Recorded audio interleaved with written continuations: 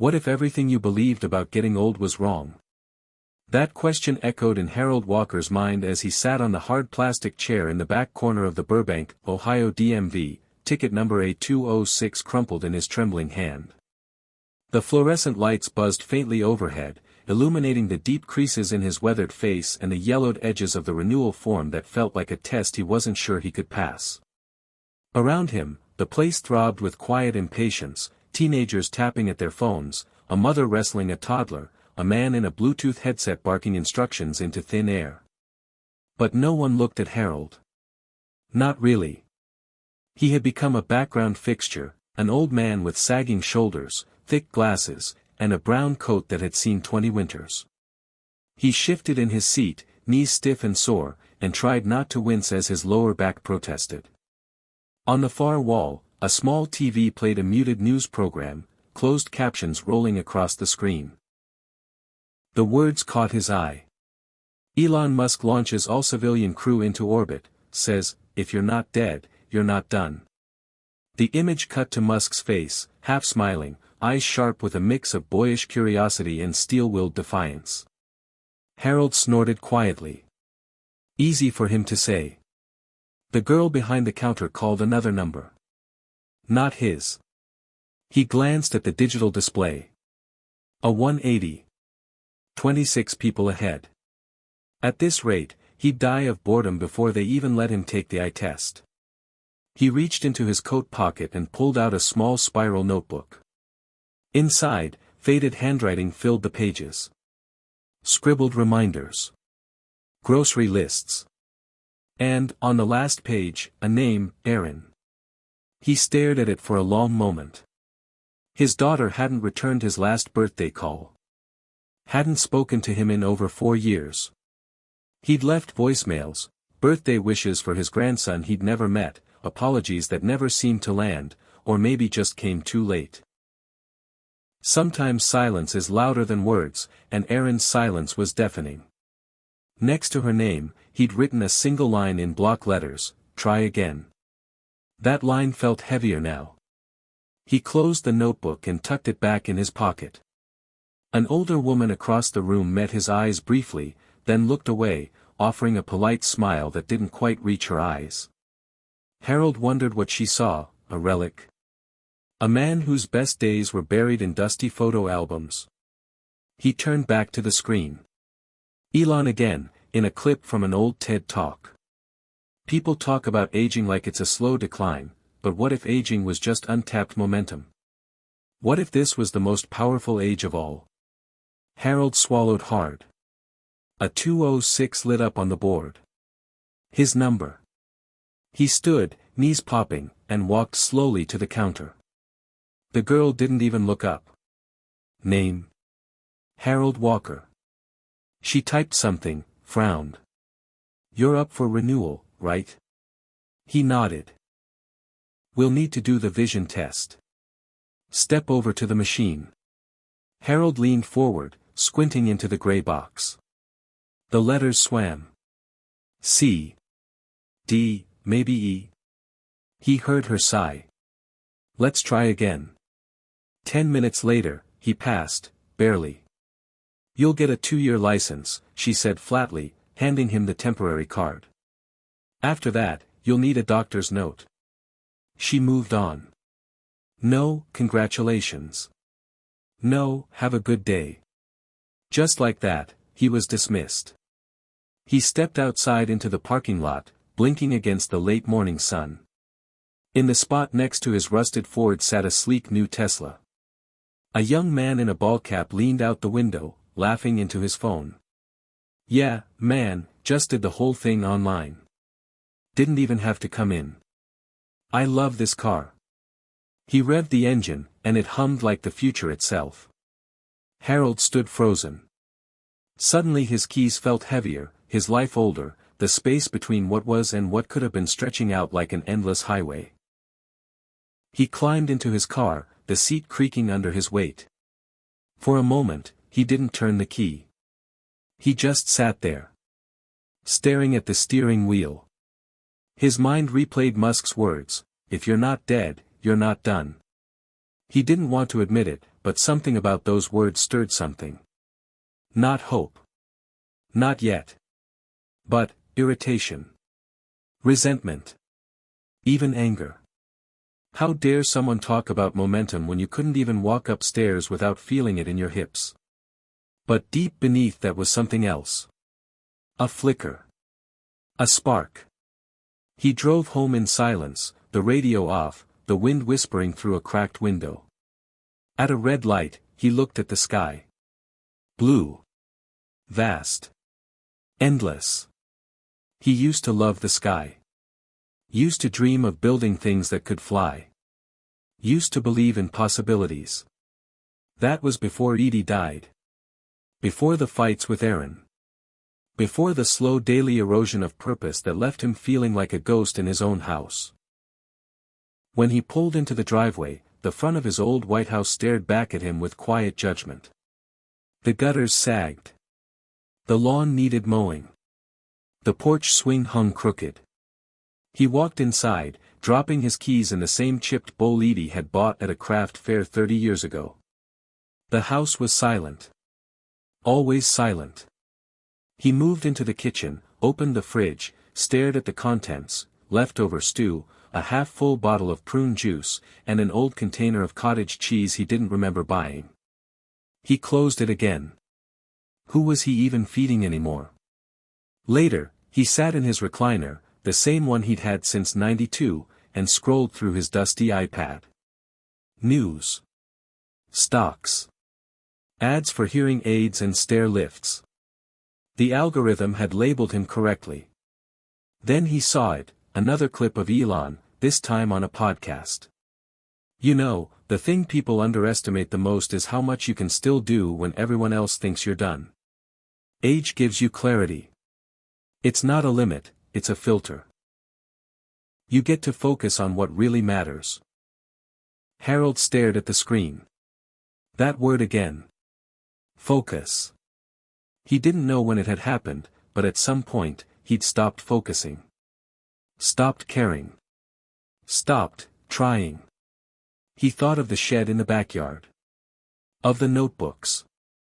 Of the old blueprint he once sketched for an electric bike, back before electric bikes were a thing. Back when he had ambition. Back when Aaron would sit on his lap and ask, "Daddy, when are you going to build the flying one?" He hadn't stepped in that shed in years. Not since Edie passed. It was just full of ghosts now. But something tugged at him. A whisper. A dare. Maybe it was Musk. Maybe it was memory. Maybe it was just the simple fact that, for the first time in a long time, someone had said something that didn't treat him like a dying ember. What if this was the most powerful age of all? He rose, bones creaking, and walked to the back window. The shed stood in the corner of the yard, half swallowed by ivy. The setting sun cast it in gold. In that moment, Harold made a decision, not loud, not dramatic. Just one thought, maybe I'll take a walk tomorrow. Just to see. He didn't know it then, but that decision would be the first crack in the wall he'd built around his life. A wall made of loss, regret, and silence. And from that crack, something would grow. Slowly. Steadily. Because if you're not dead, you're not done. Hit subscribe and leave a comment with where you're watching from. This story might just spark a new beginning. What's one thing that always pushes you forward, even when things get tough? There were days Harold Walker didn't recognize the man staring back at him in the bathroom mirror. The skin beneath his eyes sagged, his cheeks sunken, and his once bright blue eyes looked tired, dulled by years of disappointment and disuse. He used to be full of mischief and ideas, always drawing something, always working on little gadgets in the garage, always thinking about how to make things better. Now he shaved only when he had to.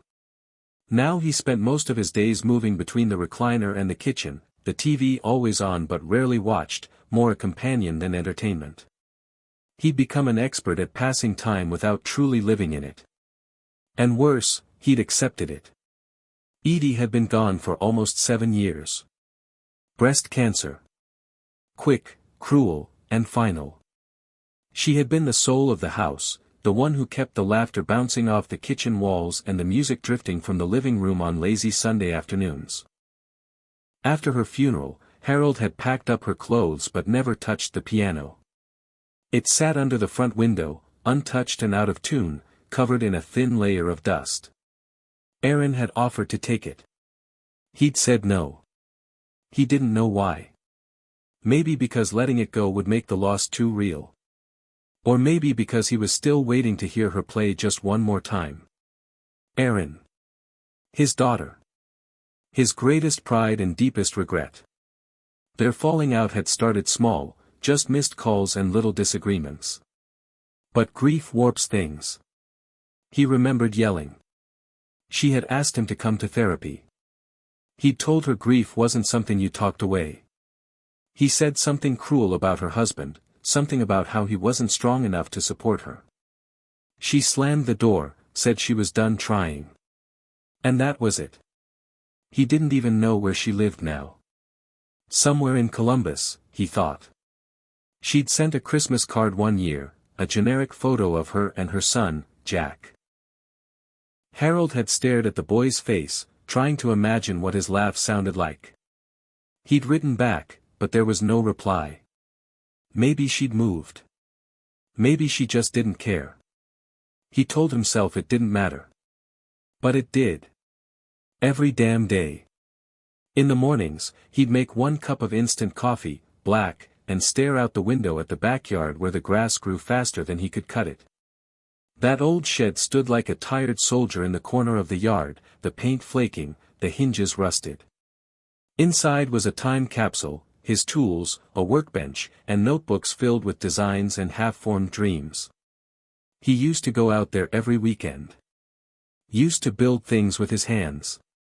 Used to dream of starting a small company, a little workshop for retired mechanics and tinkerers who didn't want to sit around waiting to die. He even had a name, Legacy Works. He'd printed flyers once. But Edie got sick. And then everything stopped. He told himself he was doing the right thing. He told himself dreams were for younger men. But the truth was simpler. He quit. Just quit. And once you quit once, it gets easier to quit again. And again. Until quitting becomes living. His neighbors used to stop by more often. The Hendersons brought him cookies the first Christmas after Edie died. But he never invited them in. Said thanks, then closed the door. They stopped coming. The mailman tried chatting once, a young guy with a sleeve tattoo and a golden retriever riding shotgun in the truck. Harold waved him off. Just drop it in the box, son. That was 2 years ago. Now the dog barked from a distance, and Harold watched them come and go like a passing train he'd never catch. At night, he sometimes lay awake staring at the ceiling, the fan slowly spinning overhead, creaking like a tired voice. He thought about his father, who died at 59 from a heart attack. Thought about how he'd outlived most of his childhood friends. He thought about how people used to listen when he spoke, how he used to have opinions that mattered. Now no one asked. Now the world moved on without him. He tried the senior center once. Walked in, looked around at the bingo cards and folding chairs, and walked right back out. Not because he was too proud, but because it felt like a place where people waited to be forgotten. And he was already forgotten enough. One afternoon, he found himself thumbing through an old photo album. There was Edie in her yellow dress, standing in front of the Grand Canyon, laughing into the sun. There was Erin as a baby, gripping his thumb with her whole fist. There was a photo of his garage 20 years ago, when he'd built a remote-controlled lawnmower just for fun. He remembered how excited he'd been to show it to Erin. She was 10, wearing overalls, hair in pigtails. She said, "Dad, this is better than anything at the store." He had wanted to make more. To teach her. To build something together. But time got away from him. Work got busy. And then came layoffs. And stress. And Edie's illness. And bills. And life. He turned the page. There, tucked in the corner, was a yellowed sheet of graph paper. A sketch of a bike frame, wiring notes, and the words, e-bike project, Dad's big idea. His breath caught. He'd forgotten about that. It was his moonshot idea, before e-bikes were a thing anyone took seriously. He'd dreamed of building a clean, light, battery-powered bike for older riders, simple, strong, made for people like him who still wanted to move but needed a little help. He remembered showing the sketch to a guy he used to work with at the auto shop. "You build that?" the guy laughed. "You're good with brakes, not batteries." He'd laughed too. But it stung. So he shelved it. Told himself he was being silly. He folded the paper and slipped it into his shirt pocket. Later that night, he sat on the edge of his bed, holding it. The silence of the house pressed in on him. It had always felt like time was slipping away, but now it felt like it had already slipped. He stared out the window at the shed, moonlight painting it silver. What was it Elon Musk had said? You get to focus on what really matters. He wondered what that meant for someone like him. Could something still matter this late in the game? Could he still create something, even if it was just for himself? He closed his eyes and saw Erin's face. Not the adult version, but the little girl who once handed him a screwdriver and said, "Let's fix it, Dad." He hadn't fixed much since. Not bikes. Not relationships. Not dreams. Just kept moving through days like checkpoints on a calendar. He thought about all the things he'd once planned. Retirement wasn't supposed to feel like a holding cell. It was supposed to be a second act. But no one tells you how easy it is to forget who you were when the world stops needing you. He stood and walked to the kitchen, poured a glass of water, and stared at the fridge. It was covered in magnets from places he and Edie had visited, Niagara Falls, Charleston, the Outer Banks. He touched one. Charleston. She had loved the live jazz on that trip. She had danced in the street. People had clapped. He had felt young. Not because of his age, but because of how she made him feel, alive, curious, unafraid. When she was gone, that version of him disappeared too. But what if he wasn't gone? What if he was just buried? Somewhere beneath the years and the dust and the silence. He walked to the front door and opened it. The night was cool, the air thick with the smell of damp leaves. Crickets chirped. The stars were out. He hadn't really looked at them in years. A memory flickered, his father teaching him constellations. Orion's belt. The Big Dipper. And there, just like always, they waited. Unchanged. Unmoved. Timeless. Harold took a deep breath. Something needed to change. Something had to move. He didn't know what. Not yet. But he was tired of just surviving the days. Maybe, just maybe, it wasn't too late to build something. To fix something. To start again. He looked down at the folded graph paper in his pocket. The bike. The shed. The dream. Maybe tomorrow. Maybe. It started the way most days did. Too early, too quiet, too empty. The light crept in through the cracked blinds, painting narrow stripes across the wood floor. Harold Walker sat at the kitchen table with a mug of lukewarm coffee, staring at nothing in particular. The silence in the house wasn't peaceful anymore, it was heavy, like it had weight, like it pushed on him. Some mornings, it felt like the silence was winning. He rubbed his chest absent-mindedly, a tightness lingering there like it always did. The doctor had called it normal for his age, which was code for, "You're old, get used to it." He could still remember the doctor's exact tone, friendly but distant, the way people talk to someone who reminds them of their own parents. She'd looked him over, tapped her pen on the clipboard, and said, "You should really slow down. Stay away from the toolshed for a while. At your age, there's no reason to push it. That was last year, after the fall. He hadn't told anyone else about that, just him, the ground, and a broken light bulb he never replaced. He got up on the step stool to change the bulb in the hall, lost his balance, landed hard on the tile. The pain in his shoulder lasted weeks. The bruises longer. But what stayed the longest was the voice in his head, "You're not who you used to be." And the more he heard it, the more he believed it. He didn't go back into the shed after that. He told himself it was because of the weather, or because he didn't have the right parts, or because there was no point. But deep down, he knew the truth. He was afraid. Afraid of looking foolish. Afraid of trying and failing. Afraid that whatever spark he used to have had gone out for good. That morning, with the coffee cold and the air stale, Harold reached for his iPad. Not to check the news. He didn't want to see another story about the world spinning faster without him, but just to do something. His hands trembled slightly as he tapped the screen. He opened YouTube, the last video still queued up from the day before. Elon Musk again, sitting in a studio with a microphone in front of him, the title reading, "Elon Musk on Why Age Doesn't Matter."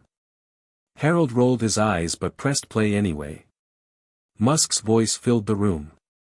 "The biggest lie we're told is that there's a right time for things. But there isn't. There's just now. If you're still breathing, you're still capable of changing everything." Harold let the words hang in the air. Capable. What did that even mean anymore? He wasn't building rockets or designing software. He could barely get up without bracing on the table. What was left for a man like him to change? He thought about calling Aaron again. Thought about picking up the phone and just dialing, even if it went to voicemail again. But the memory of their last real conversation came rushing back, sharp as broken glass. She had cried. He had shouted. She said he was impossible to talk to. He said she didn't understand what it meant to lose everything. Then came the silence. And silence had filled the space ever since. He closed the app and stared out the kitchen window. The backyard was overgrown again. Dandelions had claimed the corner near the shed. The ivy climbing the far wall looked thicker than before. It looked like nature was trying to erase the place. Maybe it should. Maybe that was easier than facing what was inside. He thought about going for a walk. Just to move. But his knees ached and the wind looked sharp. Another excuse. Another reason to stay still. The phone rang suddenly, sharp and startling. He flinched and picked it up. "Walker Residence," he said, automatically. "Mr. Walker. This is Carol from Burbank Medical. Just a reminder you're scheduled for a follow-up next Tuesday at 10 a.m. He nodded, even though she couldn't see him. "Yeah. Thanks. And bring your medication list again, if you can," she added, with that same bright tone nurses always seem to use when speaking to elderly patients. As if they were trying to sweeten bad news before it was delivered. "Will do," he muttered and hung up. Another appointment. Another 15 minutes of being poked and prodded and told he should be careful. Harold stood and stretched, his joints crackling. He wandered into the hallway and paused by the closet. The small step stool still sat inside, folded, leaning against the vacuum. He stared at it for a moment. Then closed the door. In the living room, the news played on mute. Images of protests, politicians, and technology conferences scrolled across the bottom. At the center of it all was a shot of Elon Musk on stage, arms wide, speaking to a crowd that looked like they were hanging on every word. Elon Musk said in today's speech at Future Summit that the biggest untapped resource in the world is human potential at every age. Harold grabbed the remote and turned up the volume. Musk was still speaking, now on stage. There are people in their 70s and 80s who have more mental sharpness and wisdom than a room full of 20-year-olds. But we act like aging is a decline, when really, it's just data and experience. That's power. The camera cut away, and Harold sat back slowly.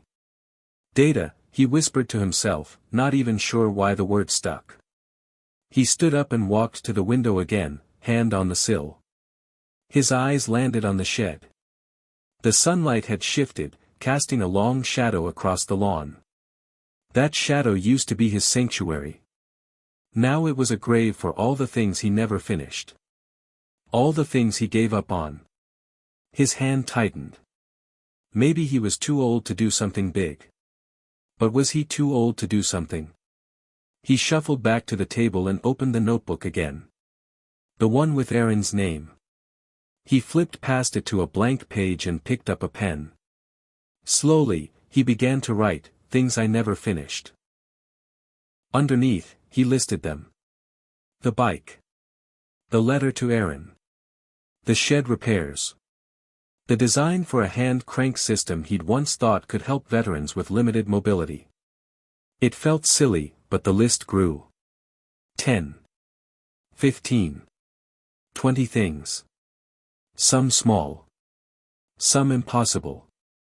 But they were real. And they were his. He looked at the list for a long time.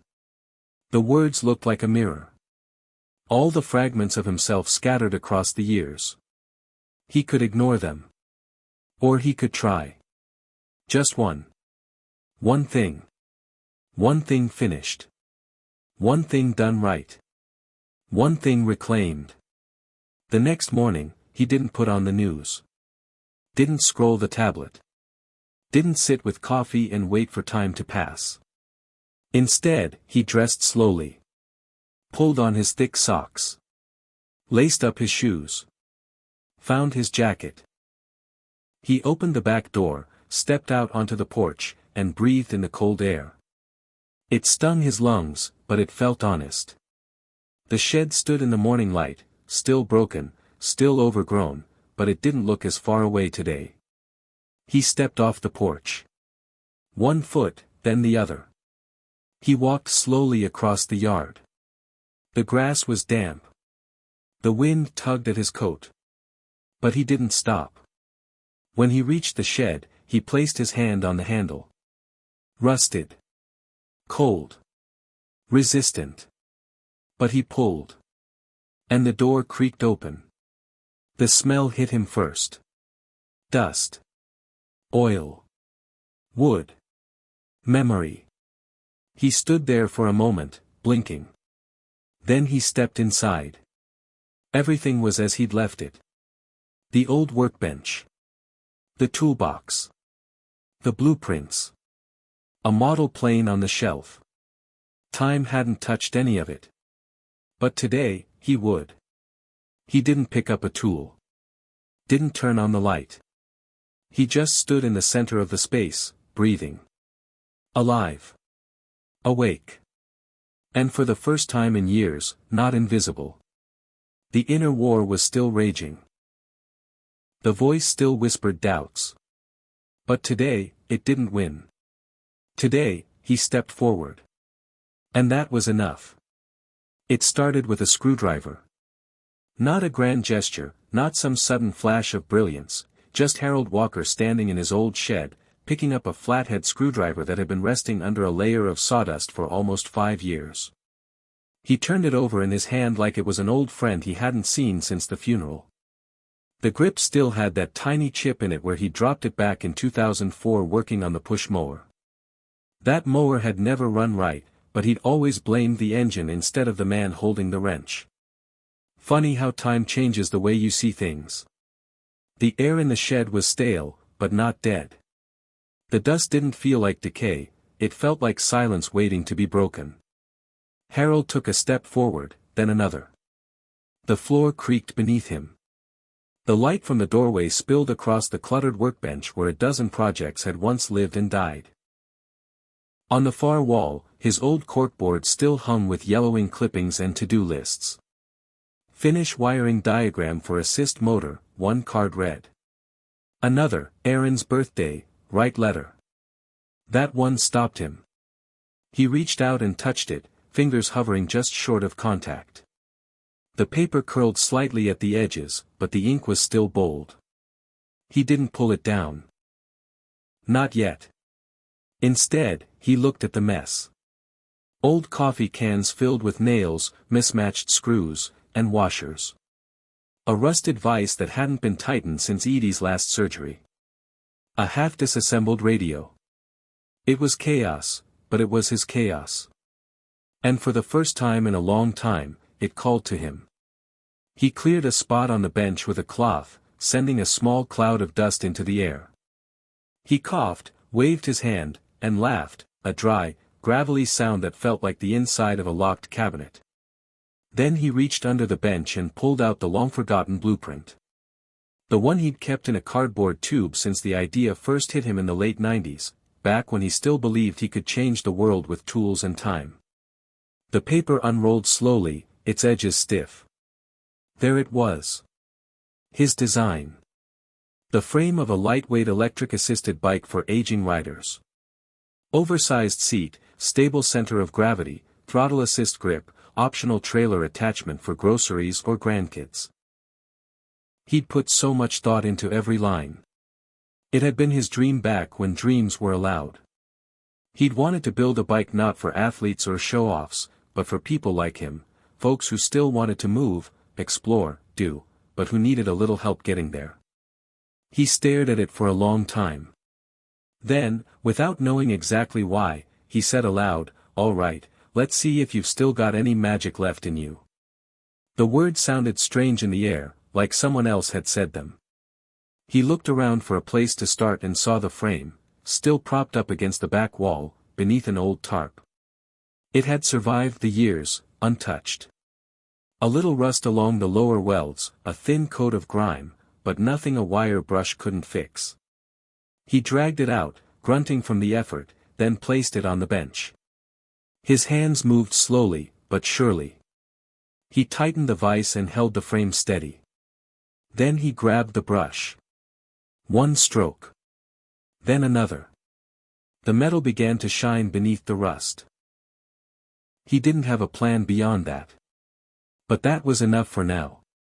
He worked for 30 minutes, then sat down, heart pounding in his chest, not from exertion, but from something deeper.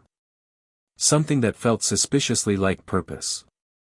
When he went back inside the house, he didn't collapse into the recliner. He made himself a sandwich, poured a glass of water, and wrote in his notebook, "Cleaned bike frame. Feels good to work with hands again." Then, almost as an afterthought, "Maybe not done yet." The next day, he returned to the shed.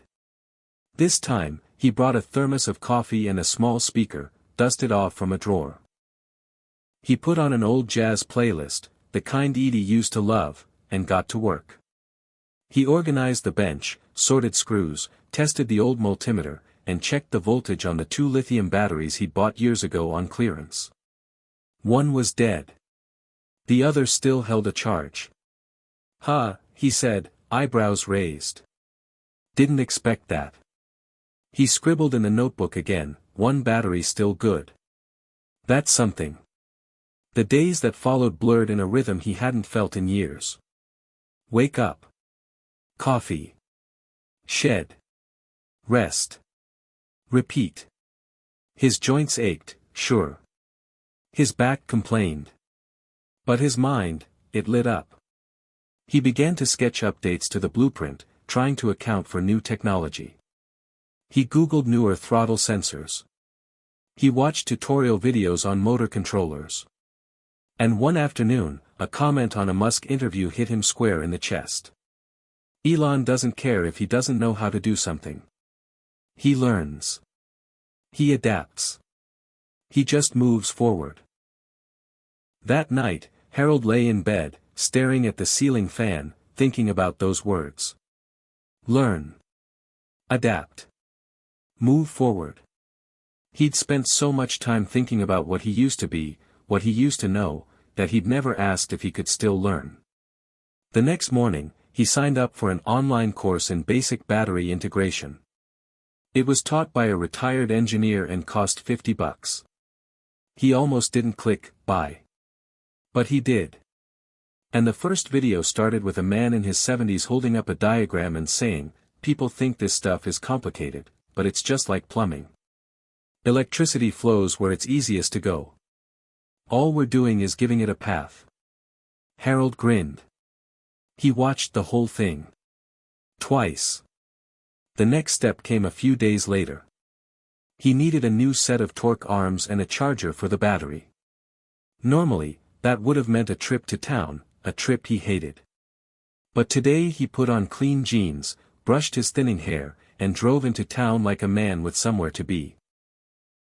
At the hardware store, the young clerk, barely 20, with a nose ring and a Mountain Dew, asked if he needed help.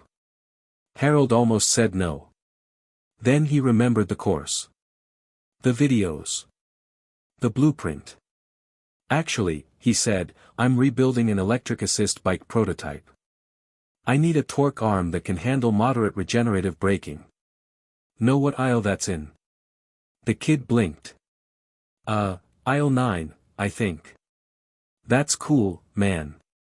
Harold felt a strange pride walk with him to the aisle. He picked up what he needed. Got a new charger, too. And on the way out, the clerk called, "Good luck on the build." Harold smiled. Not a polite old man smile, but a real one. "Thanks. I'm getting there." That night, he opened his notebook again. Ordered parts. Watched battery course. Spoke to someone about the project. It felt real today. Underneath, he wrote, "What if I actually finish this?" And that question, one he hadn't dared ask in years, didn't feel ridiculous anymore. It felt like a doorway. He closed the book, washed up, and looked out the kitchen window. The shed lights were still on, casting a warm yellow glow into the backyard. For the first time in years, the house didn't feel like a tomb. It felt like a beginning. A small one. But beginnings always are. He wasn't trying to be Elon Musk. He wasn't trying to build a rocket or change the world. He was just trying to finish something. And that, he realized, was enough. Because in a world that often tells you to sit down, be quiet, and accept the shrinking of your life, sometimes the most rebellious thing you can do is begin again. The bike came together slowly, like a photograph developing in a darkroom, first the frame, then the wheels, then the subtle arrangement of wires and connectors that would have terrified Harold just a few weeks earlier. Now he moved through the process with a kind of methodical patience, not fast, not flashy, but deliberate. Each time he held the soldering iron steady, each time he tightened a bolt, he wasn't just building a machine. He was proving something to himself, that his hands still worked, his brain still ticked, and his life, while changed, wasn't finished. On a quiet Wednesday morning, with a light drizzle tapping against the shed's tin roof, Harold completed the final wiring sequence.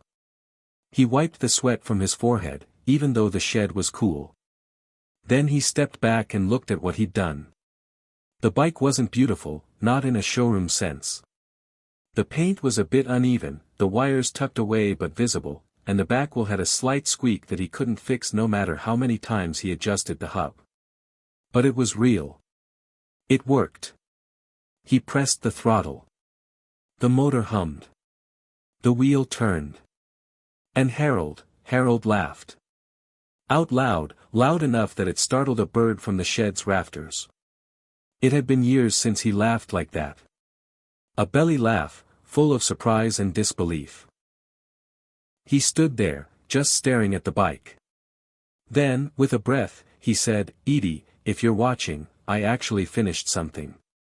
The words caught in his throat. He hadn't spoken to her photo in months. But today, he felt her. Felt her in the rhythm of the tools, in the soft hum of the motor, in the way the rain tapped out a gentle beat on the roof like fingers on a piano. He wheeled the bike out into the yard. The tires squished slightly on the damp grass, and the cool air nipped at his neck. He climbed on slowly, carefully, gripping the handlebars like a man who hadn't done this in decades. And then, he pushed forward. Just a few feet at first, then a little more. The motor helped, a soft push, not overpowering, just steady. He made it across the yard. Then down the sidewalk. Then around the block. He didn't go fast. Didn't need to. Every inch was a victory. Every second a kind of resurrection. When he returned home, he leaned the bike against the porch and sat on the steps, breathless not from exhaustion, but from something like joy. He couldn't remember the last time he'd felt that. Maybe when Aaron was born. Maybe when Edie kissed him at their anniversary party, whispering, "I'm still glad I picked you." He looked at the bike and said aloud, "You're not done yet, old man." That night, he posted a photo. It was something he rarely did. But the feeling inside him demanded an outlet. He logged on to Facebook, a ghost town full of birthdays and recipes, and uploaded a photo of the bike, parked proudly under the shed light. In the caption, he wrote, "Built my first electric assist bike prototype.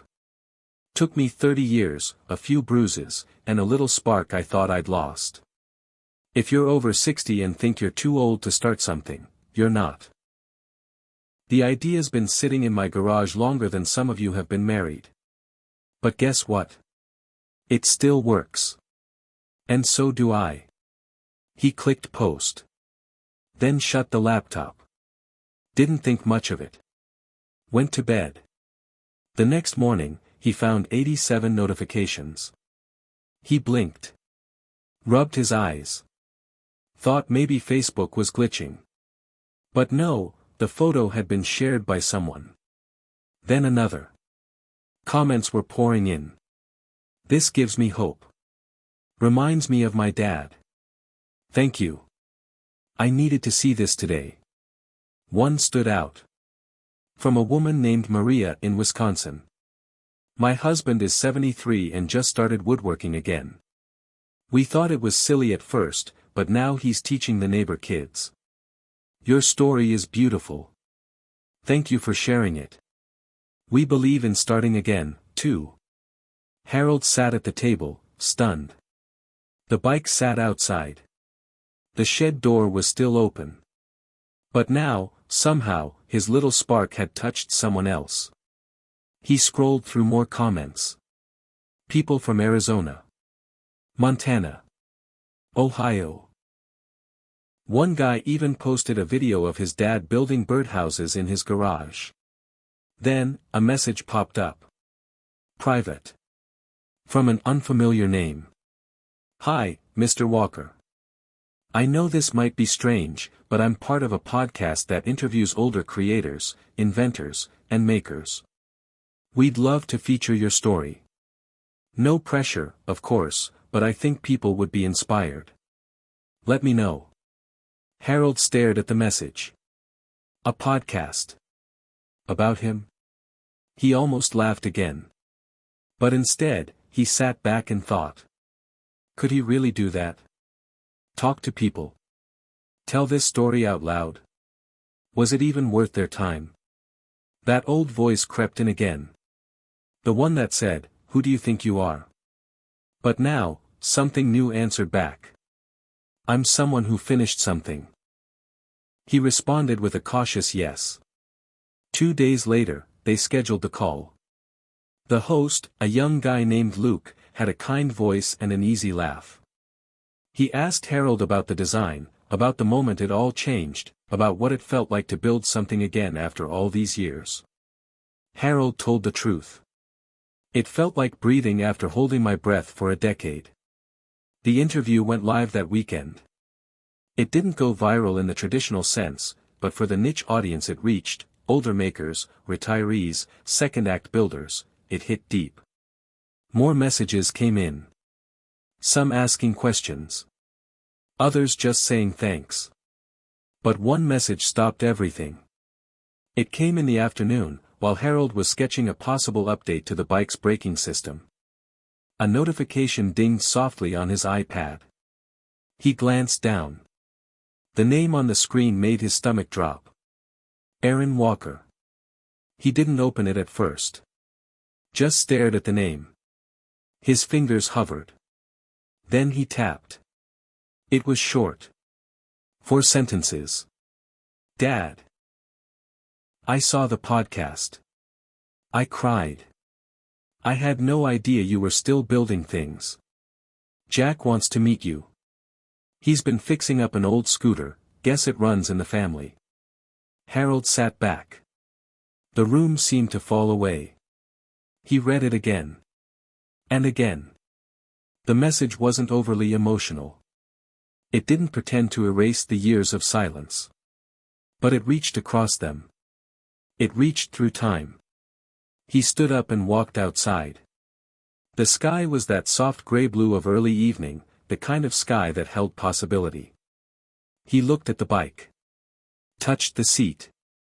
And then, slowly, he sat on the porch and wrote her back. I've missed you every day. I'd love to meet Jack. Maybe we could fix something together. He hit send. The screen glowed. The message disappeared. And Harold let out a breath he didn't know he'd been holding for years. It didn't fix everything. It didn't have to. But it was a crack in the wall. A crack where light could get in. That night, he went back into the shed. He didn't have a project in mind. Just turned on the light, turned on the jazz, and stood there. Not as a man waiting for life to end, but as someone finally ready to live again. The knock on the door came on a Saturday morning, just after the coffee had finished brewing and before Harold had convinced himself to check the weather. He wasn't expecting anyone. Most people called. Then again, most people didn't show up unannounced from another state after 4 years of silence. He opened the door, heart caught somewhere between hope and disbelief, and there they were. Aaron. And Jack.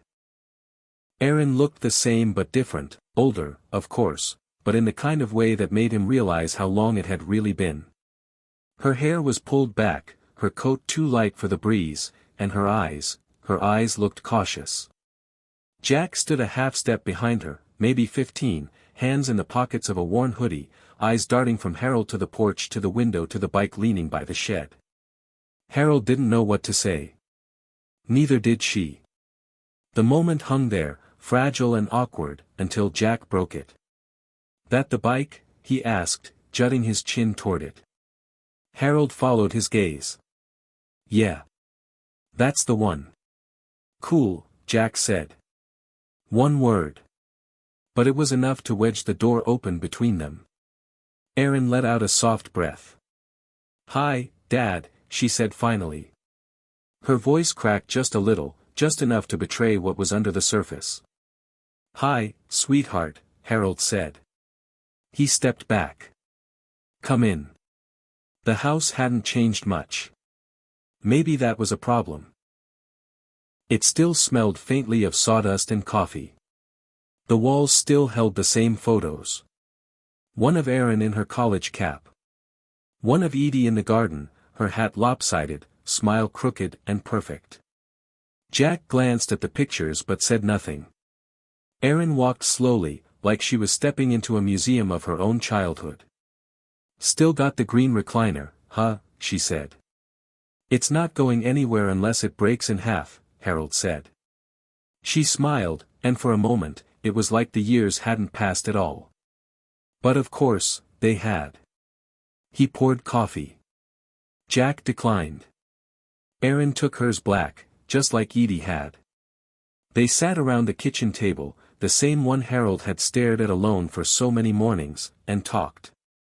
Not about the hard things, at least not yet. At first, it was easier to talk about the podcast, the bike, how Jack had gotten interested in small engines and repair. He's more of a tinkerer than I ever was, Aaron said, ruffling Jack's hair. He pulled away, half smiling. He fixed my old hair dryer when he was 10. I hadn't even asked him to. Didn't like the noise it made, Jack mumbled. It was whiny. He's got an ear for machines, Aaron added. Says he wants to go into engineering or maybe work on EVs. Harold looked at his grandson for a long second. You like building things? Jack shrugged. I like figuring stuff out. That's a good start, Harold said. Everything worth doing starts with curiosity. There was a pause. Then Harold stood. Want to see the shed? Jack looked to his mom. Erin nodded. Go ahead.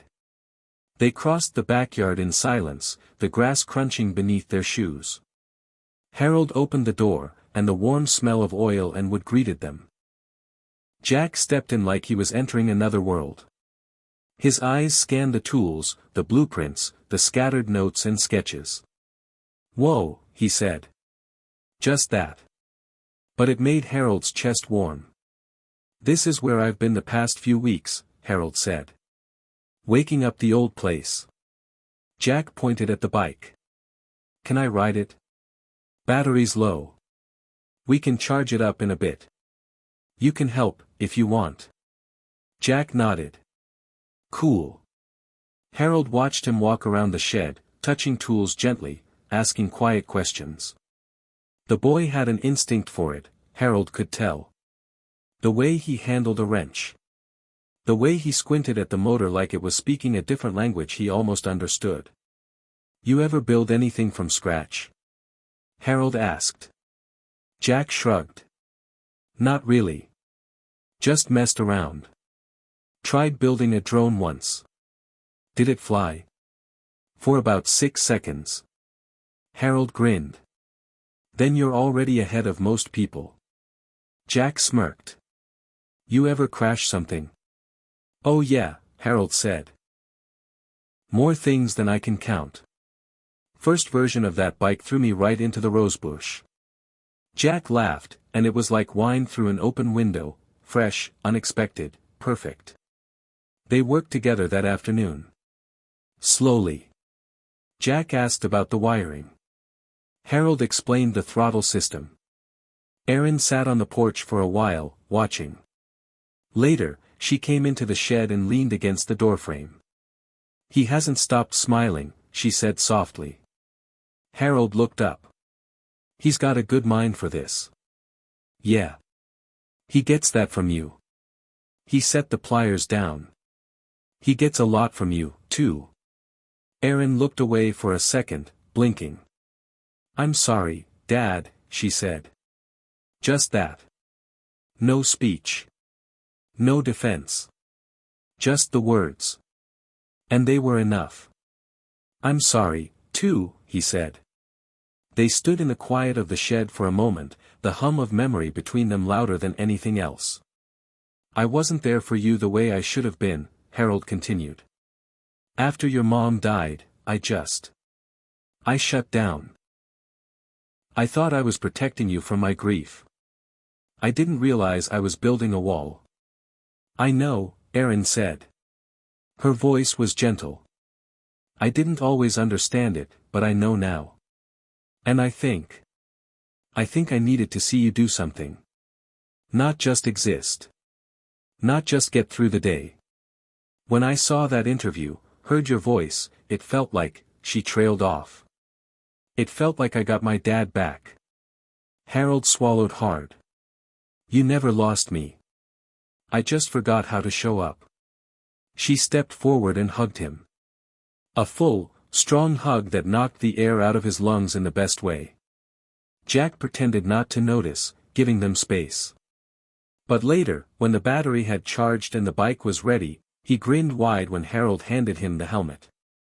Let's see what you've got, kid, Harold said. Jack took off down the driveway, wobbly at first, then steady. The motor gave him a little push, and his laugh echoed down the street. Harold watched him ride, eyes stinging with something between pride and awe. You know, he said to Erin, I used to think legacy was about what you leave behind. But maybe it's really about what you pass on while you're still here. She took his hand. Then you've already started.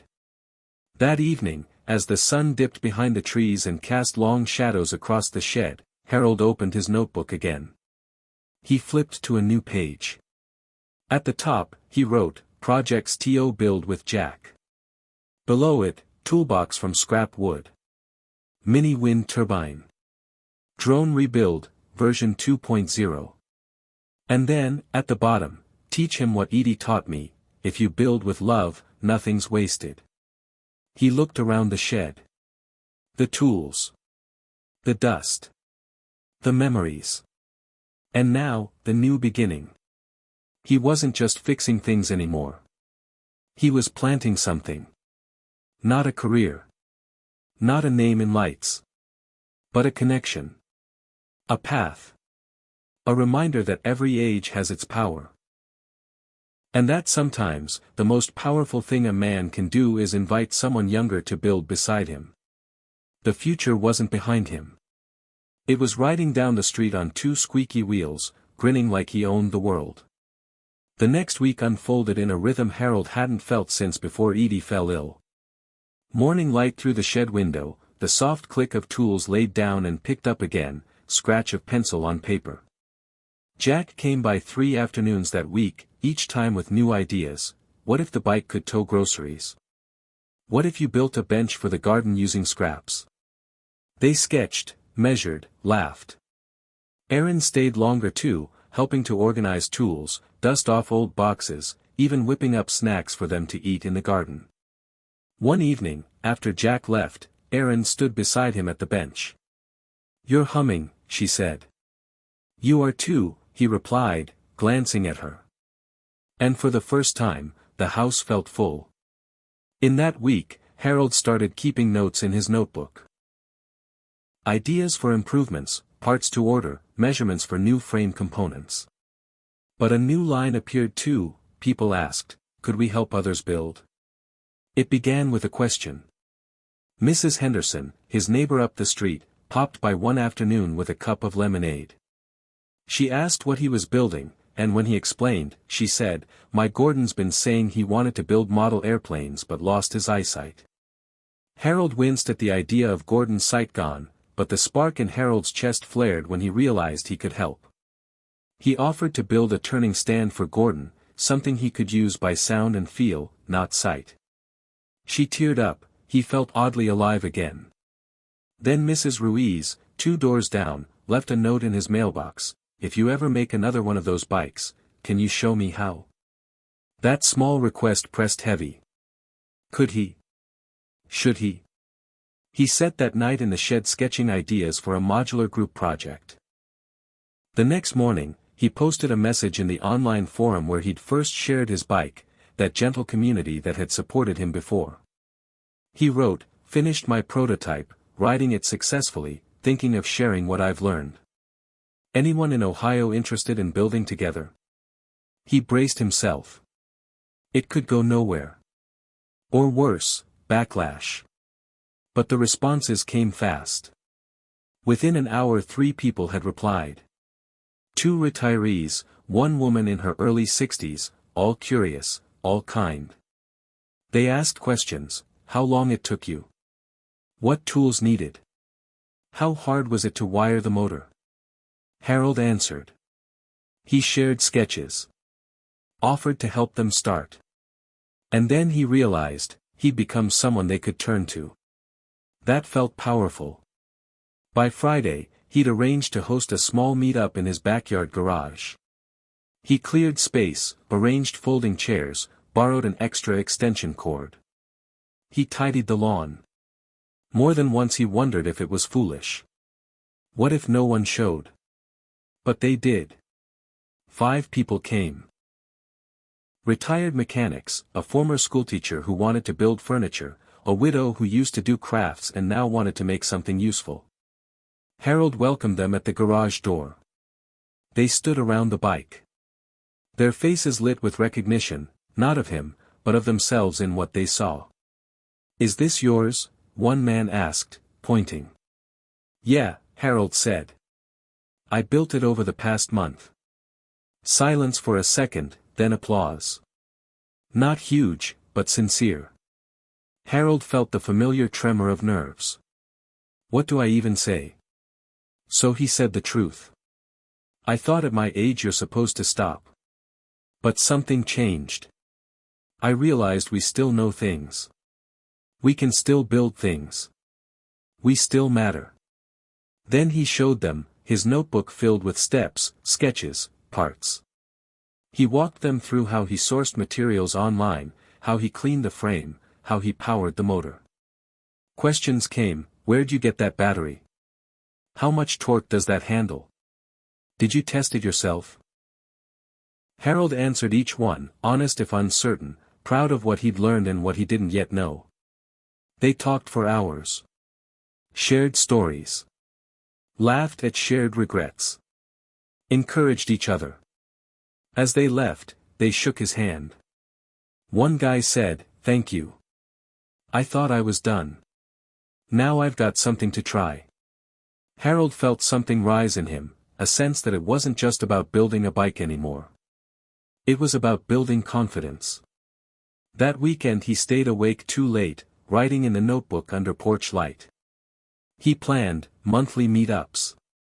Workshops, basics of wiring, frame repair, tool safety. Invite local library or rec center. Show folks what I did, how I did it. He even wrote a tentative name, Legacy Builders Workshop. That week, as the online messages kept coming, someone from an Ohio community newsletter contacted him asking if they could feature the story. He agreed. That would mean outsiders knowing his name. His real name. He hesitated. Then said yes. Because he realized this: if his story gave someone else a spark, it was worth the risk. In the middle of all that, Elon Musk's voice again reached him through a tweet someone shared: "Age reveals what matters. It's never too late to pursue the ideas that matter to you and others." Harold stared at the screen. Ideas that matter to others. That felt like the next step. He printed a flyer, posted it at the senior center, the library, even the post office. He called the community center to see if he could borrow a room once a month. On a chilly Saturday morning, 10 people showed up to his first official workshop in the rec room. There were folding tables, hot coffee, handouts with sketches and notes. Harold opened with a confession. "I was told to slow down at my age. But I started a bike. If I can do that, you can do something too." He guided them through wiring diagrams, safety tips, parts sourcing. People leaned in, scribbling notes like students who had forgotten how to learn. In the back, Gordon and his wife watched as Harold demonstrated a tactile turning stand he'd built facing sideways so it made clicking noises. Gordon smiled and touched it. He said nothing, but Harold could hear gratitude. As the workshop wrapped, one woman said, "I'm 68. I was scared to start painting again after my arthritis got bad. But maybe I'll try." Another said, "We made something. For the first time in years." Harold looked around the room, a table of older faces, hopeful eyes, sticky notes on sketch pads, and felt something settle in him. This was bigger than the bike. This was bigger than regret. It was community. It was action. It was reclaiming days that had been slipping away. And through it all, he realized the real lesson. You're never too old to matter. Not to your family, not to your town, not to yourself. Later, standing outside the rec center, he texted Aaron, "Workshop went great. 10 people. All did something today. Thought of your mom, she always said tools don't bond you, it's the work you do with them.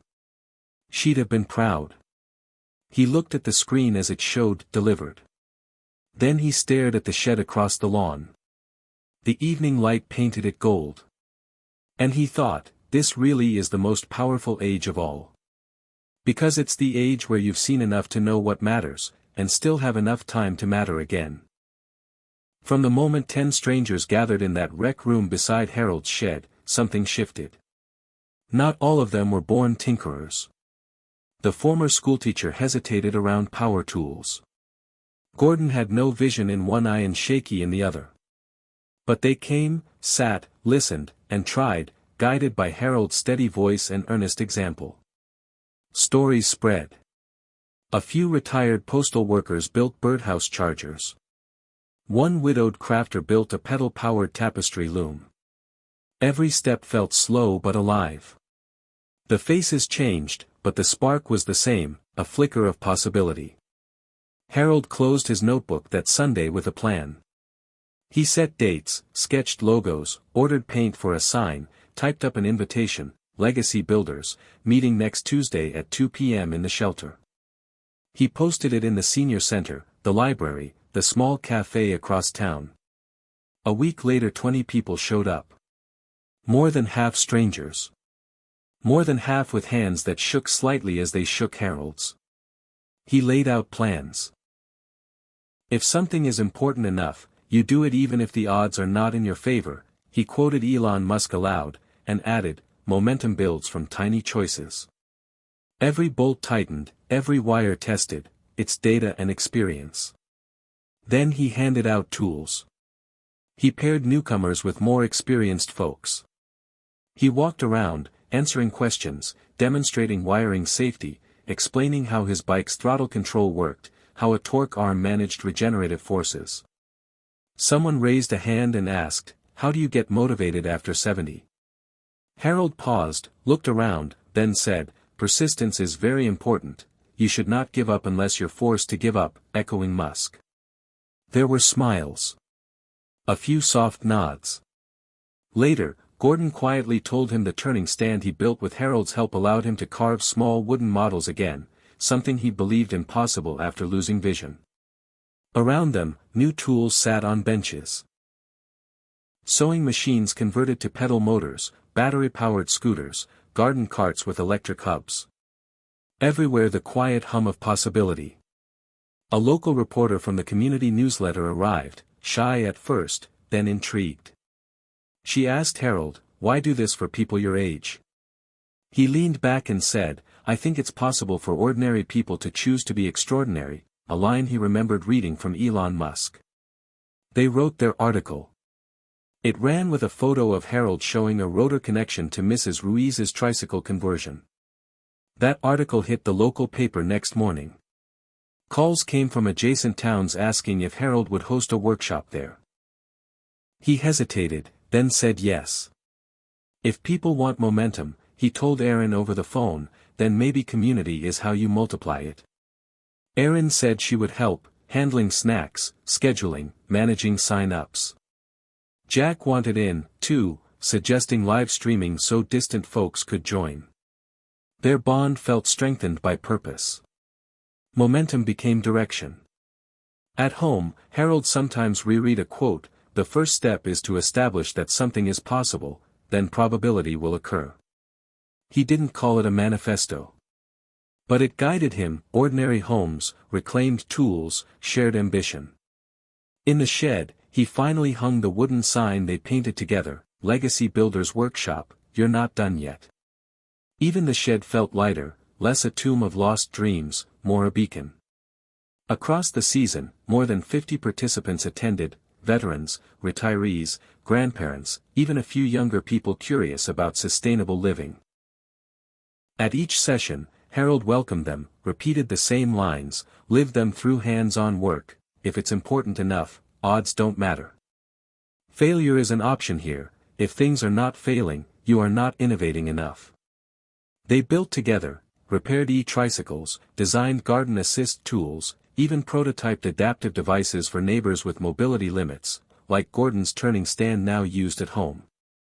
When the nonprofit Cycling Without Age came up in conversation, an international group offering trishaw rides to seniors, Harold thought, why not integrate that idea locally? Why not connect his builders with local seniors who wanted to feel the wind in their hair again? That seed sparked a new plan, a partnership that would bring legacy builders and local assisted living centers together. They'd build trishaw or tandem electric setups using parts they could afford. They'd pilot rides with volunteers younger and older riding side by side. He wasn't reinventing the wheel. Cycling Without Age already did it globally. But he could build a chapter from the toolshed up. The first ride happened on a crisp fall morning. Gordon sat in the passenger seat, wind teasing his silver hair. Mrs. Ruiz smiled as she passed through the parking lot lights. Harold pedaled the assist motor gently. Jack rode relay in turns. Beneath them, neighbors waved from lawns. Cameras clicked. A social worker whispered, "They look alive. That day felt holy.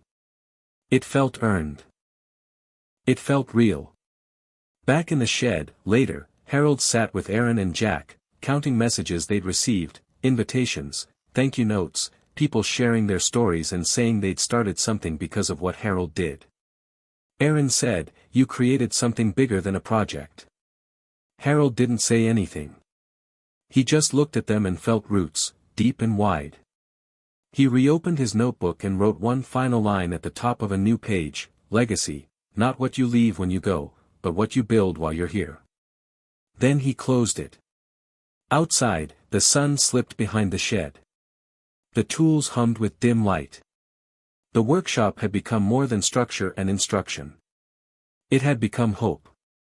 And in those moments, Harold realized something: Elon Musk's words had ignited the spark, but it wasn't about rockets or billion-dollar companies. It was about having the courage to pick up a screwdriver when everything told you it was too late. It was about teaching someone else to handle that screwdriver. It was about riding together, side by side, not despite your age but because you carried the weight of years behind you. Because in your 60s, 70s, even 80s, you still know enough, feel enough, and can still build something beautiful. And sometimes that is the most powerful act of all. Momentum had felt solid. The legacy builders' workshops were running, people were building, relationships were forming, and Harold had found a rhythm that made his heart feel full again. But then came the storm, not literal, though the autumn sky creaked with cold that week, but the kind inside you, the kind that whispers doubt back into lonely nights. It began with a call from the rec center director: "I'm sorry, but the funding for your monthly rent is cut." They'd decided seniors couldn't afford extra programming. Harold lifted the phone slowly and hung it back up, his chest squeezing. Community center closed to him again. A setback. He sat silent next to the bike in the shed, nostalgia nesting in the tools. Entropy is not on your side, he remembered Musk's warning about the force of decay and inactivity, creeping up when you least expect it. He rubbed his temples. Was he just going to slip back into that chair and fade away again? Or could he keep fighting the inertia?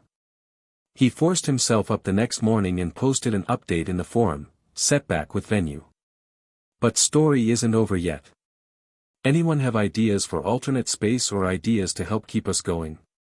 He waited. And responses poured in, pinged in his inbox like lifelines. A church hall offered its basement. A local high school teacher asked if seniors could host a class there. Even Gordon chipped in: "My garage is open." The next workshop was scheduled in the basement of the little Methodist church. It was smaller, darker, low-ceilinged, but full of possibility. That morning, as participants arrived, Harold said, "We hit a bump in the road, but you know what Elon Musk says. Persistence is very important. You should not give up unless you are forced to give up." The room nodded, maybe they needed hearing it too. They built anyway. They welded, tapped, sketched ideas under humming fluorescent lights. They built bird feeders, adaptive grips for canes, and horticultural extensions for tools. The spirit was intact, even if the venue was compromised. Then doubt came again, this time from inside. Harold lay awake that night, staring at the ceiling fan like it was judging him. He thought, what if this is just a fleeting season? What if the energy fades, the offers fade, and I'm left again alone with my regrets?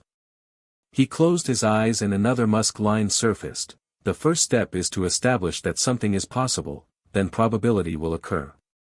That isn't an outcome, he reminded himself. It's a beginning.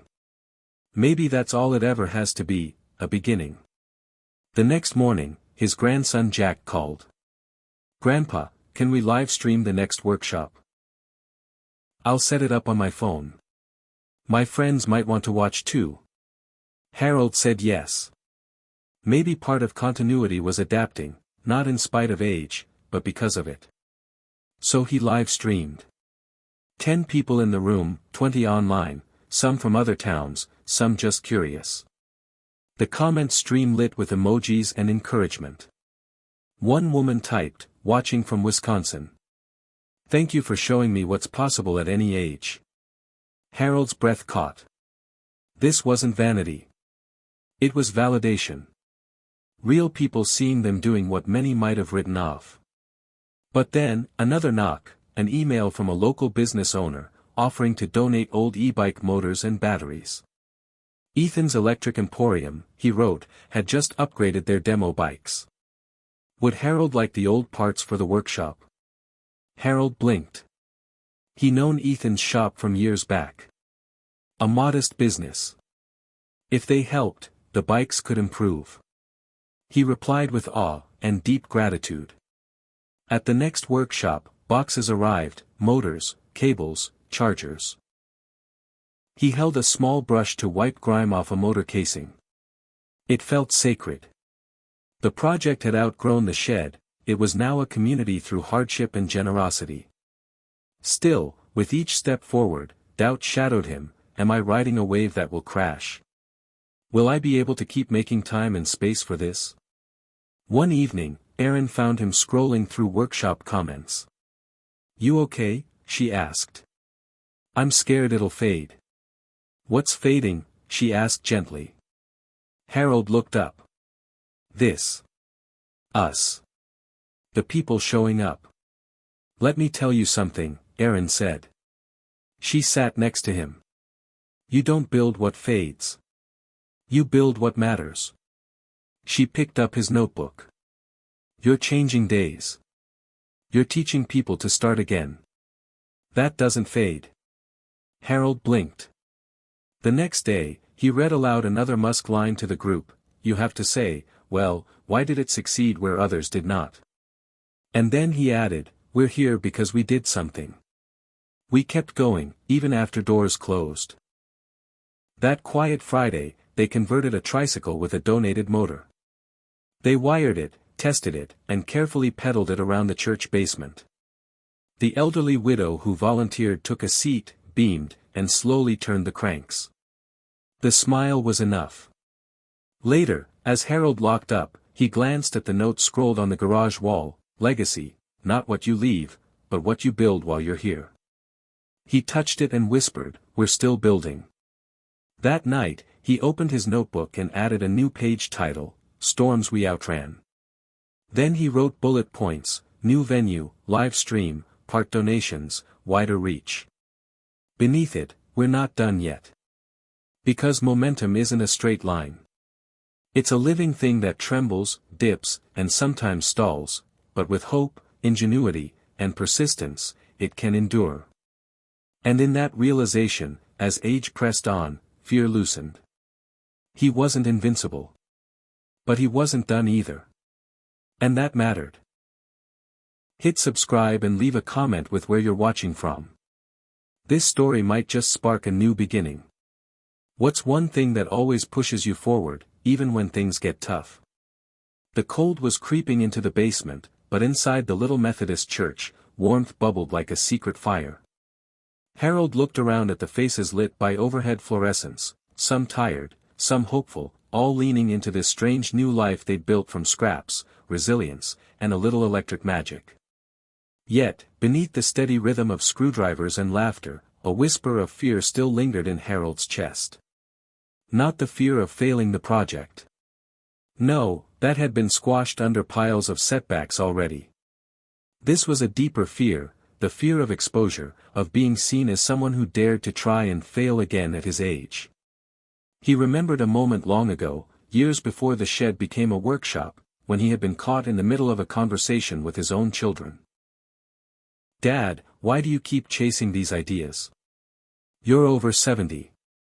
Isn't it time to slow down? The words had cut sharper than any blade. It was a question that haunted many nights, even now. The societal whisper that said, too old to change. Too old to matter. He shook the thought away and looked at the handful of newcomers who had just arrived. Each had their own history of doubt and defiance. There was Joan, who had been a nurse and was learning to solder wires to make an electric garden cart for her arthritis-ridden neighbor. There was Miguel, a retired truck driver who had recently lost his wife, looking for something to fill the hollow mornings. And then there was Lisa, a young woman in her 30s who'd heard of the workshops online and came searching for community and purpose. Harold realized something in that moment: this wasn't just about fixing bikes or making tools. It was about breaking down the walls built by fear, fear of aging, fear of being invisible, fear of failing publicly. Elon Musk once said, "When something is important enough, you do it even if the odds are not in your favor." Billionaireseyes.com, Harold felt those words pulse inside him like a challenge. They had brought him here, to this fragile but vibrant community, and now they were calling him forward again. The next project was daunting: to convert an old wheelchair into a motorized scooter for a local veteran with limited mobility. The parts were donated, the plan was sketched on yellowing paper, but the risk was real. What if they failed?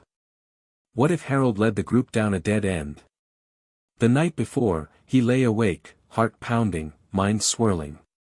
Then he heard Jack's voice in his head, reminding him, "Grandpa, fear doesn't stop rockets from launching." The metaphor lifted him. He thought of all the launches he'd seen on his tiny TV as a boy, the immense courage it took to fire into the unknown. And he realized that courage wasn't the absence of fear, it was acting despite it. The next day, with hands trembling slightly but spirit steady, Harold gathered the group around the wheelchair. "Let's build something that says, 'I'm still here. I still move.'" As they stripped the chair's frame, wired motors, and tested battery packs, obstacles arose: a motor wouldn't spin, a wire shorted, a battery drained too fast. Frustrations bubbled, doubts surfaced. But Harold kept them grounded. Failure is an option here. If things are not failing, you are not innovating enough. Billionaireseyes.com. Slowly, through patience and trial, the scooter took shape. Joan soldered a connection that sparked new life into the motor. Miguel balanced the weight of the battery pack. Lisa documented the process, capturing photos and videos. By evening, the scooter hummed to life, a miracle of sweat and heart and persistence. The veteran, Mr. Thompson, came the next day to try it. His hands shook as he gripped the controls, but when the scooter rolled forward smoothly, his eyes glistened with tears. "I didn't think I'd move like this again," he said. The room burst into applause, but Harold felt something deeper, a breaking of walls, not just in the chair, but inside himself. That night, Harold wrote in his notebook, "Fear met courage. Courage won." And he added a quote from Elon Musk: "Persistence is very important. You should not give up unless you are forced to give up." He knew the journey wasn't over. There would be more storms, more moments of doubt. But this breakthrough, this moment of undeniable hope, was the fuel he needed to keep going. Because in their 60s, 70s, and beyond, true courage wasn't about heroic feats. It was about showing up. Again and again. Building. Breaking. Learning. And above all, believing that the most powerful age of all was the one where you refuse to be invisible.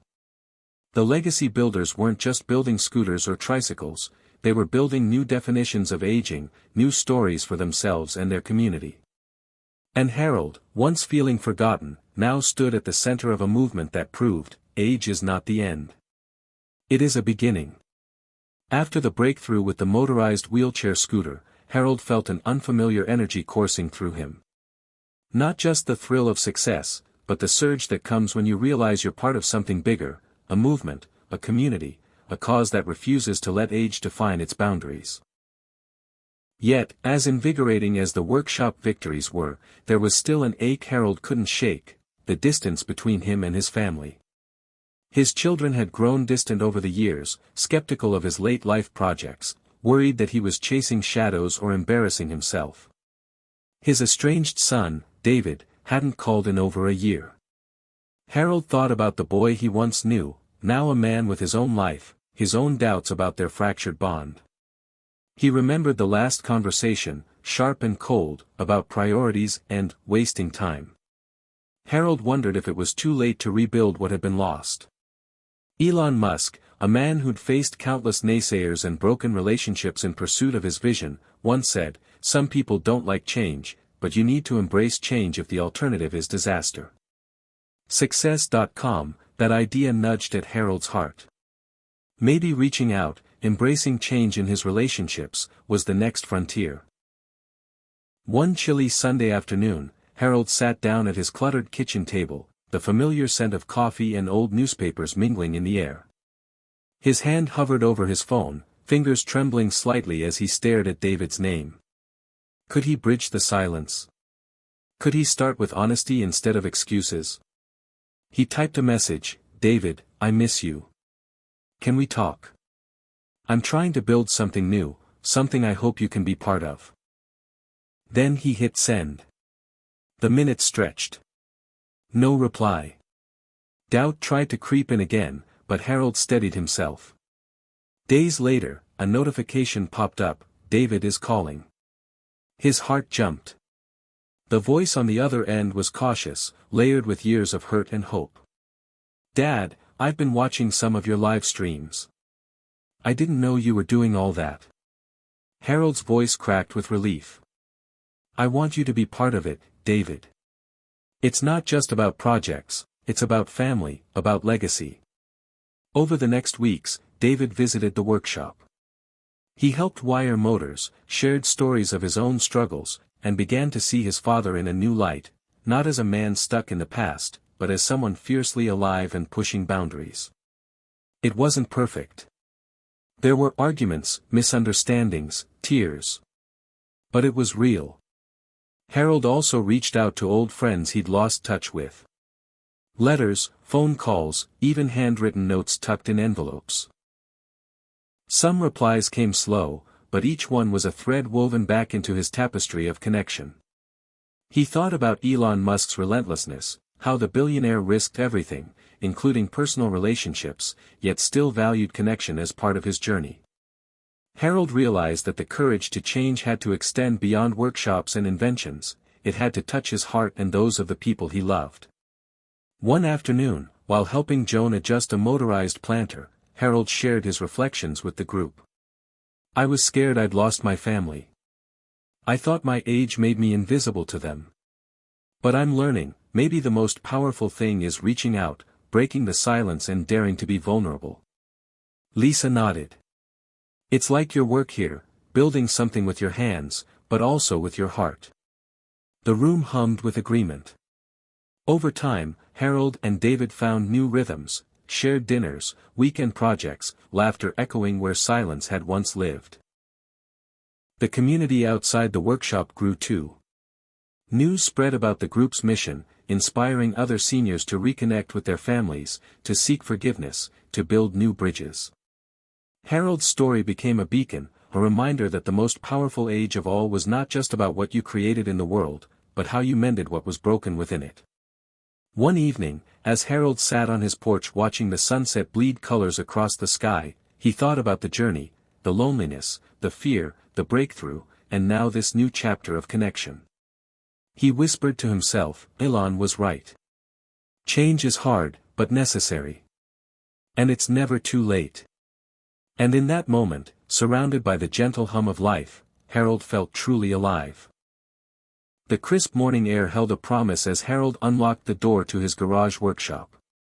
It smelled of oil, wood, and the faint hint of paint, scents that had become a comfort in this new chapter of his life. Months had passed since the first hesitant steps of the legacy builders, and the workshop had grown from a modest basement in a church to a lively hub of invention, connection, and purpose. Yet, beneath the progress lay a restless spirit within Harold, a longing to reinvent not just the projects he worked on, but himself. He recalled a quote he'd recently heard from Elon Musk, "I think it is possible for ordinary people to choose to be extraordinary." Inc.com, that thought echoed in his mind. He was far from extraordinary by conventional standards, just an ordinary man who refused to stop moving forward.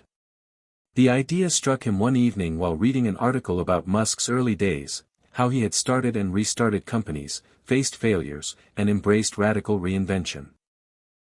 That fearless willingness to pivot and begin anew was a lesson Harold took to heart. The legacy builders had been about reclaiming agency, proving that age did not diminish capacity to create. Now Harold wanted to take that spirit further. What if he started a new venture, one that combined his passions for teaching, engineering, and community service? But fear whispered its familiar doubts. Was he too old? Did he have the energy to start over? Could he learn new skills and keep pace in a rapidly changing world? The answer came unexpectedly from Lisa, who had become his unofficial apprentice and friend. "You're not starting over alone," she said one morning, handing him a tablet loaded with design apps and online classes. "You've got us, and technology that can help." With renewed courage, Harold enrolled in an online course about digital fabrication and design. The words felt foreign at first: CAD, 3D printing, CNC machining, but his curiosity outweighed his hesitation. Each lesson was a small victory, each new skill a key unlocking doors he'd thought closed forever. Meanwhile, the workshop embraced new energy. Joan experimented with combining adaptive tools with smart sensors. Miguel used his truck driving experience to help design mobile repair units. Even David pitched in, helping build a website to showcase their projects and stories.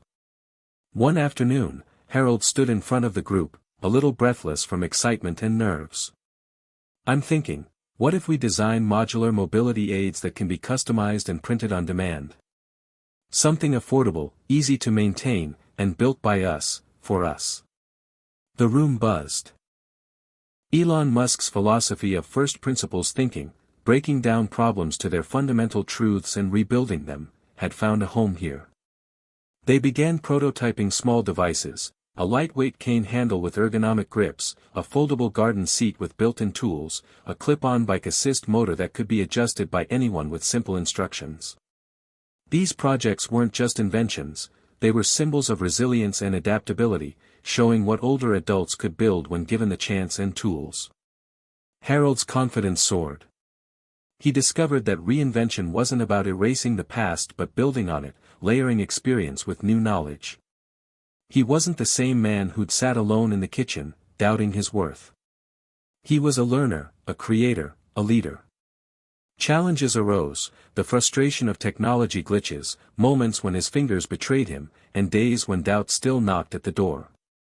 But Harold met them head-on, reminding himself of Musk's words. "Failure is an option here. If things are not failing, you are not innovating enough."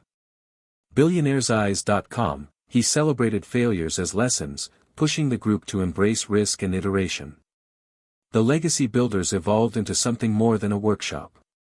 It became a microcosm of reinvention, proof that at any age, the courage to start again could lead to unexpected breakthroughs.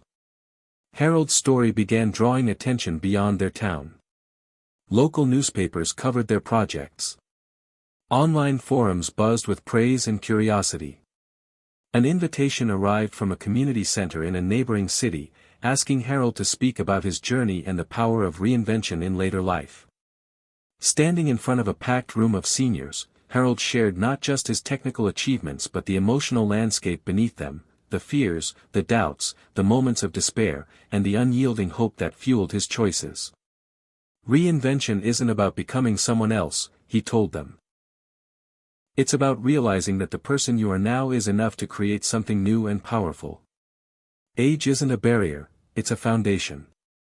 The applause was heartfelt, not just for the ideas but for the courage to keep moving forward. Back home, as Harold closed his notebook and looked around the bustling workshop, he felt a profound gratitude. Elon Musk's voice had sparked the journey, but the true power had come from within, from choosing to believe in himself when the world said otherwise. He smiled, knowing the road ahead would have more twists, storms, and triumphs. But for now, he was exactly where he was meant to be, reinventing not just machines, but life itself. Harold's hands were steady as he adjusted the settings on the new 3D printer humming softly in the corner of the workshop. The device, a gift from a local technology grant, was a symbol of how far the legacy builders had come, and of how technology could become a bridge, not a barrier, to their dreams. As the printer slowly began to layer filament into the shape of a prototype prosthetic hand, Harold felt a swell of pride. Only a few months ago, terms like additive manufacturing and digital modeling would have felt like an alien language. Now, they were tools in his growing arsenal to reshape his world, and maybe, the world for others like him. Elon Musk had once said, when Henry Ford made cheap, reliable cars, people said, "Nah, what's wrong with a horse?" That was a huge bet he made, and it worked. BrainyQuote.com, Harold thought about that quote often. People doubted change, especially when it came to age. They preferred the comfort of familiar routines, the safety of what's always been. But Harold saw differently. Experience was a powerful engine, and with the right tools, it could drive innovation in ways younger generations couldn't imagine. That morning, Harold had invited a group of seniors from a nearby retirement community to the workshop. They were curious, cautious, but mostly hungry for a glimpse of possibility. Some had dismissed new technology as too complicated, others as irrelevant. But Harold believed that combining their wisdom with emerging tech could unlock new opportunities. Joan guided one woman, Evelyn, as she experimented with a tablet interface to design a simple key holder. Miguel demonstrated how to use the power tools safely. Lisa filmed it all, capturing moments of wonder and connection. The air was alive with discovery. Harold stepped forward to address the group. "We're not just tinkering here," he said. "We're building a future where age is an asset, not a limit. Each of you has stories, skills, and ideas that technology can help bring to life." A man named Carl, who had spent decades as a carpenter, raised his hand. "I'm not so sure. This digital stuff feels like a different world." Harold smiled, remembering his own early fears. "It's okay to feel that way. I felt it too. But think of technology like a tool, like the hammer or saw you've used all your life. The difference is, this tool can help us design, build, and share faster and smarter. And we're learning it together." Carl nodded slowly, a spark of interest lighting his eyes. By the end of the day, he was printing a prototype for a customized handle grip he had designed to ease arthritis pain. The scene felt like a microcosm of the bigger transformation Harold was witnessing within himself and others. Aging was no longer a downward slope but a landscape full of potential peaks waiting to be climbed. The most powerful age was one where possibility met experience head-on. Yet, progress wasn't without challenges. Not everyone in Harold's circle embraced this shift. Some friends had distanced themselves, uncomfortable with the pace of change or suspicious of technology's role.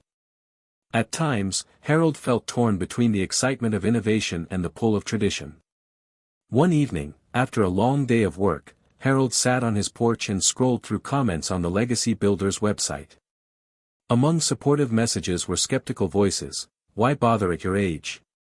Technology is for the young. Isn't it time to slow down?" He breathed deeply, recalling Musk's fierce optimism: "Failure is an option here. If things are not failing, you are not innovating enough." Billionaireseyes.com, that mantra gave him strength. Harold decided to hold an open forum at the community center titled, "Embracing the Future: How Experience Powers Innovation." The event was designed to bridge the gap between skeptics and believers, to create dialogue rather than division. The night was filled with honest stories, of fear, hope, loss, and newfound courage. Some seniors shared their anxieties about being left behind, others celebrated newfound skills and friendships. Harold spoke openly about his own journey from doubt to determination. "I used to think that technology was beyond me," he confessed. "But then I realized it's not about age. It's about mindset. We bring something invaluable, our life experience. That's the fuel. Technology is just the tool." The room was silent, then filled with applause. Afterward, a woman approached Harold with tears in her eyes. "Thank you. I feel like I can try now. Maybe it's not too late for me, either." Moments like these reminded Harold why he kept pushing forward. The power of this age wasn't just in what they could build but in the barriers they could break, barriers of doubt, isolation, and invisibility. Over the following weeks, the legacy builders expanded their reach. They partnered with local schools to mentor young students, showing how age and youth together could spark creativity. They launched workshops on digital skills tailored for older adults. Their small garage workshop was becoming a beacon of possibility in a world that often overlooked them. Harold felt a deepening sense of purpose. His life had taken unexpected turns, loss, loneliness, fear, but now it was a tapestry woven with threads of hope, community, and reinvention. One afternoon, David joined him in the workshop, eyes bright with enthusiasm. "Dad, I found a nonprofit that wants to collaborate on affordable mobility devices for veterans. They're inspired by what you've built here." Harold smiled, the years of silence between them melting away. "Let's show them what this age can do." As the sun set over their small town, Harold felt the warmth of something profound. Elon Musk's words had sparked the journey, but the true power came from within, the courage to embrace the future, to combine experience with innovation, and to redefine what it meant to grow older. He whispered to himself, "This is the most powerful age of all." Harold sat quietly in his favorite chair, watching the soft glow of the evening light filter through the curtains. Outside, the world was busy, rushing forward as it always did, but inside, he was still, reflecting on how far he'd come and what still lay ahead. The journey hadn't been easy. There were days filled with doubt, with aching joints and weary spirit. There were moments when he wondered if the world had simply moved on without him, if his best days were behind. But the truth was unfolding now, slowly and powerfully. Limits exist only where belief allows them to. Elon Musk had once said, "When something is important enough, you do it even if the odds are not in your favor." BrainyQuote.com, that phrase kept Harold moving, kept him reaching when the easy path was to stop. It reminded him that belief, especially belief in oneself, was the greatest force of all. The Legacy Builders Workshop buzzed with activity as usual. The group had grown, attracting seniors with different stories but the same hunger for purpose. There was June, a retired nurse who was learning to code to build apps that reminded people to take medication. Tom, a former teacher, had begun writing a book about their shared journey. And Lisa, ever enthusiastic, was spearheading a project to design affordable assistive devices. Harold often found himself as both mentor and student in this dynamic space. There was a humility in recognizing that age brought wisdom but also the need to keep learning. The group embodied Musk's relentless drive, not to settle, not to accept limits, but to push boundaries regardless of the hurdles. One afternoon, Harold received a call that shook him. His doctor, speaking gently, advised more rest and fewer physical demands. "Harold, your heart rate is irregular. You need to slow down." The words landed like a blow. How could he slow down when life was finally feeling full? The tension between pushing forward and honoring his body's signals weighed heavily on him. That night, Harold sat with the doctor's advice and his own restless mind. He thought of Elon Musk's words again, "Persistence is very important. You should not give up unless you are forced to give up." But what did persistence mean when your body pushed back? How to balance determination with care? He talked it over with David, who listened without judgment. "Dad, maybe persistence isn't just about pushing through. Maybe it's about smart choices. Knowing when to rest so you can keep going longer." That conversation planted a seed. Harold realized that breaking limits wasn't about reckless endurance but about reimagining what limits truly meant. It was about strength and wisdom working together. The next day, Harold returned to the workshop with a new mindset. He shared his thoughts openly. "I've learned that belief is powerful, but it has to be balanced with respect for ourselves. We're not invincible, but we are capable beyond what we imagine." The group nodded, some relating deeply. Harold proposed a new idea, a wellness program within the workshop to focus on physical and mental health alongside invention. They started stretching exercises before work, shared healthy recipes, and invited guest speakers to discuss aging well. This wasn't slowing down, it was powering up. Slowly, Harold found a rhythm that honored his body and his ambitions. He incorporated breaks, paced his projects, and welcomed help without seeing it as weakness. His energy stabilized, and the quality of his work improved. The breakthrough came when Harold was invited to speak at a regional conference on aging innovation. Standing before hundreds of people, many facing their own doubts and fears, Harold shared his story, not just of inventions but of the evolving power of belief. "Belief is the engine," he said. "But wisdom is the steering wheel." Together, they let us break limits, not by ignoring what we are, but by embracing who we can become. The audience erupted in applause, many moved by the raw honesty and hope in his words. After the talk, a woman approached him, tears shining in her eyes. "You've given me permission to believe again," she said softly. "To know it's never too late to start, to change, to grow." Harold felt a deep gratitude. Elon Musk's journey had sparked his own, but the real power came from the courage to believe, fully, wisely, and fiercely. Back home, Harold and David worked late into the evening on their latest project, a lightweight, affordable mobility aid designed to adapt to users' changing needs. As they tested parts and refined designs, Harold reflected on the lessons learned. Age was not a cage but a challenge, a chance to redefine limits with belief and wisdom intertwined. He whispered to himself, "This is the most powerful age of all." The Legacy Builders Workshop was alive with chatter, laughter, and the steady rhythm of tools working. Today wasn't just about invention, it was about connection, something Harold had come to see as just as vital as any prototype or design. Over the months, the group had blossomed into a community where loneliness faded, replaced by shared purpose and friendship.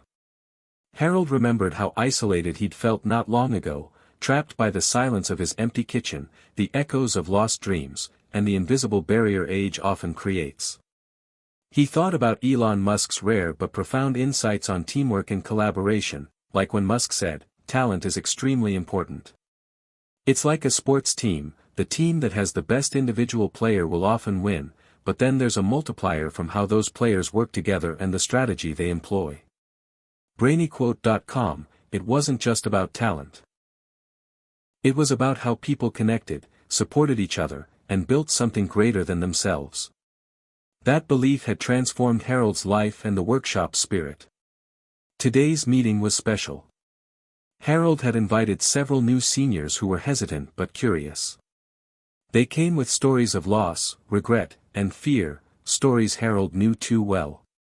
The room filled slowly, chairs arranged in a circle, sunlight streaming through dusty windows. Harold began with a simple question, "What brought you here today?" One by one, voices emerged. Mary, a widow who hadn't spoken much since her husband's death, shared how she felt invisible at her retirement home. George, a former factory worker, confessed he hadn't touched a tool in years but wanted to learn. The stories wove together, a tapestry of yearning for connection, for purpose, for being seen. Harold nodded, feeling the weight of each truth. "You're not alone," he said quietly. "We all carry these feelings. But here, we choose to build. Not just machines but community. Together." He invited everyone to share their skills or interests, no matter how small. Some had hidden talents, knitting, writing, cooking, storytelling. Others brought practical knowledge of carpentry, electronics, or gardening. The room shifted, energy rising as people realized the wealth of experience around them. Joan suggested starting a monthly skills swap where members could teach and learn from each other. Miguel offered to organize a community garden to grow fresh vegetables and herbs, blending physical activity with social time. Lisa proposed a digital newsletter to share stories, updates, and ideas beyond the workshop's walls. These initiatives weren't just projects, they were lifelines, weaving the participants into a supportive network that challenged the isolation so many feared. Harold reflected on the profound change connection had brought to his own life. The moment he reached out, the moment he accepted help, was the moment transformation began. Elon Musk's ventures had always thrived on collaboration, from Tesla's engineers to SpaceX's teams pushing the limits of space travel. Harold saw the same principle here, the multiplier effect of human connection. That afternoon, as the workshop hummed with activity, Harold took a quiet walk outside. The nearby park was alive with children playing, couples strolling, and neighbors greeting each other. He thought about how often seniors were left on the sidelines of community life, invisible and unheard. But the legacy builders were rewriting that narrative. They were proving that connection was a source of strength, creativity, and healing. Back in the workshop, a new idea took shape. What if they created an intergenerational mentorship program? Young people eager to learn from the wisdom of elders, elders inspired by youthful energy and fresh ideas? The thought electrified the group. Soon, plans formed to partner with a local high school. Students would visit the workshop, learn about engineering and innovation, and hear stories of perseverance and reinvention. Harold felt a surge of hope. This wasn't just about technology or inventions, it was about bridging generations, breaking down barriers, and building a future where age was respected, celebrated, and integrated. A few weeks later, the first mentorship day arrived. Nervous students entered the workshop, uncertain what to expect. Seniors greeted them with smiles, stories, and hands ready to teach. Together, they built simple machines, shared life lessons, and laughed at the inevitable mistakes and mishaps. Harold watched, heart full. He saw the spark of connection, the powerful alchemy of shared purpose dissolving age and time. One young woman named Emily approached Harold at the end of the day. "I was scared I wouldn't fit in," she said. "But this place feels like family." Harold nodded. "Family is what we make of it. And here, everyone belongs." As the sun set, Harold realized that the most powerful invention wasn't a tool or device, it was the community they'd forged. The ties between people, woven with respect and kindness, gave meaning and momentum to their work. He whispered to himself, "This is the most powerful age of all." Harold stood at the threshold of his modest workshop, the familiar scent of sawdust and warm metal greeting him like an old friend. The air was thick with the energy of creation, machines humming, tools clinking, voices sharing ideas. But today, Harold's thoughts drifted beyond the tangible projects scattered around the room.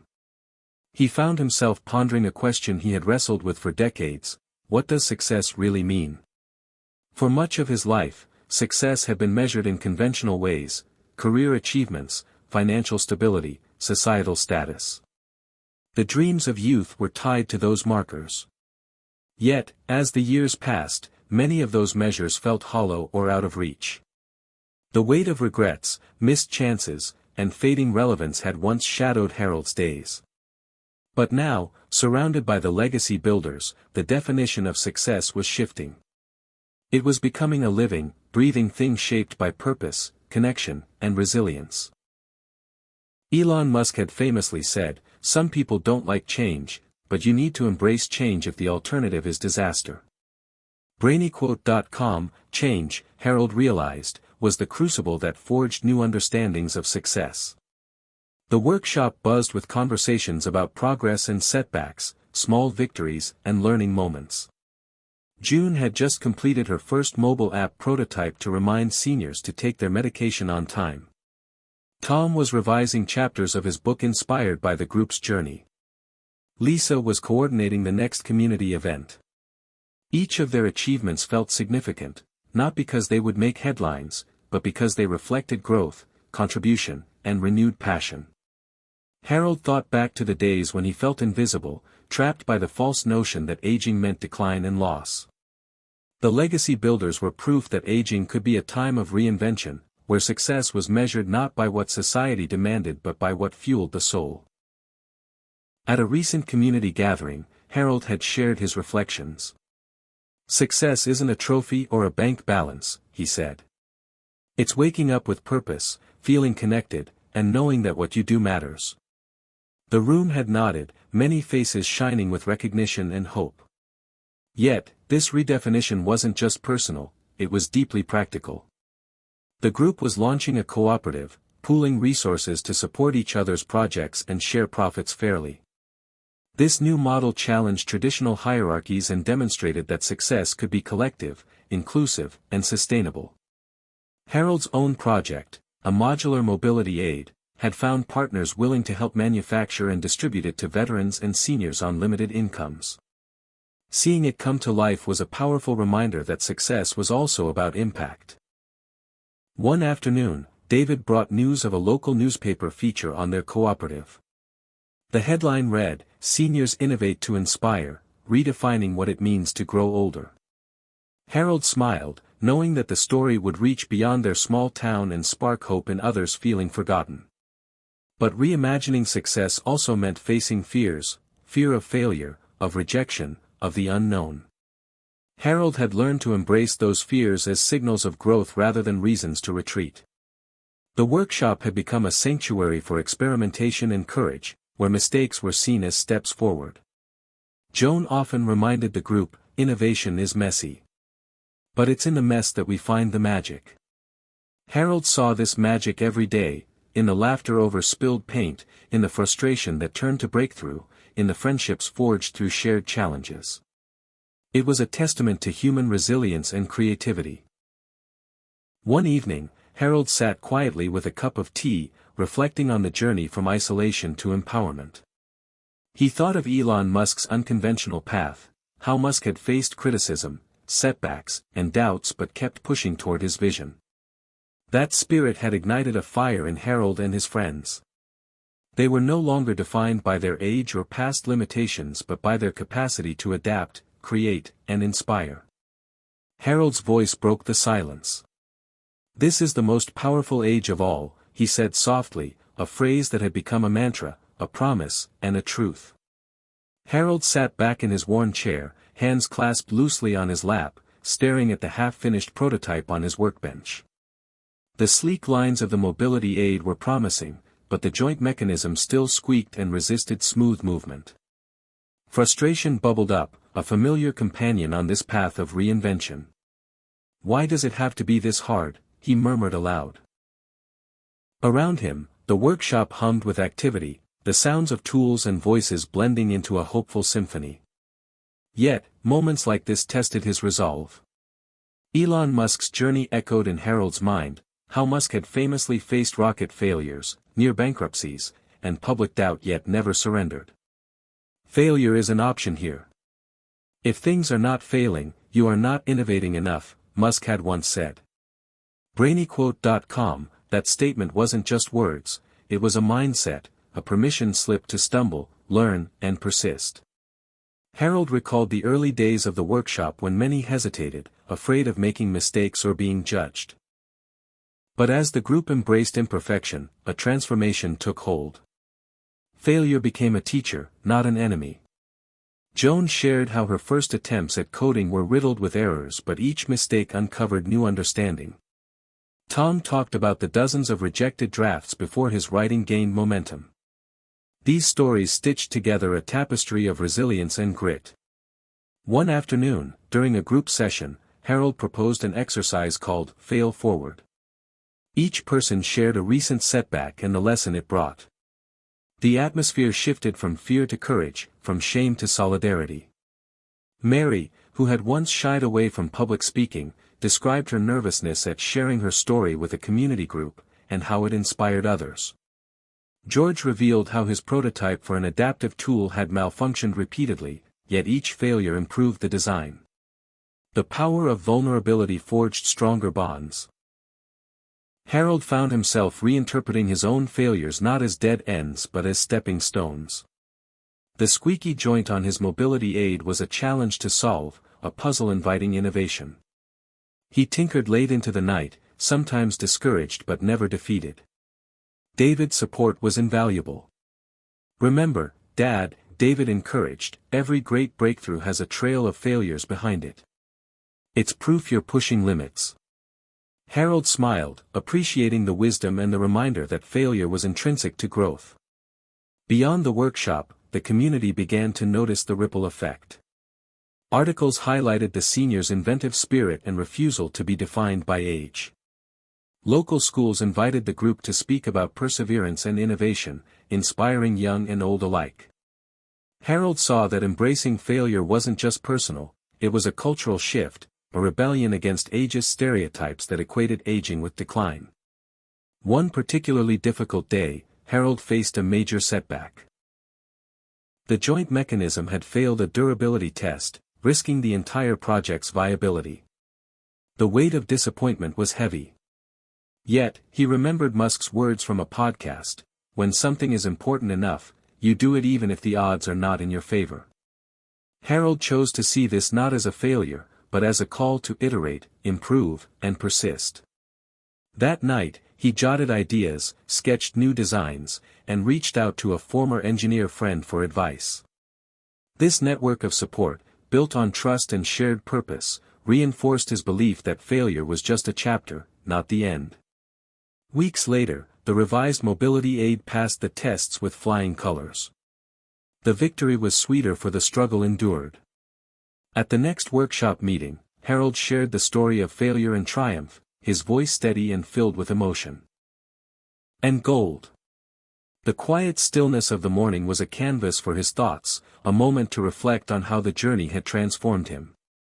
The years when he felt forgotten, invisible, and stuck now seemed like a distant fog.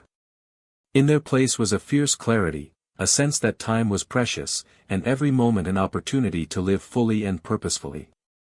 Elon Musk's words echoed in his mind, "When something is important enough, you do it even if the odds are not in your favor." This urgency, this refusal to wait for perfect conditions, had become a guiding force in Harold's life. He no longer saw aging as a slow decline but as an acceleration toward what truly mattered. At the workshop, energy crackled with anticipation.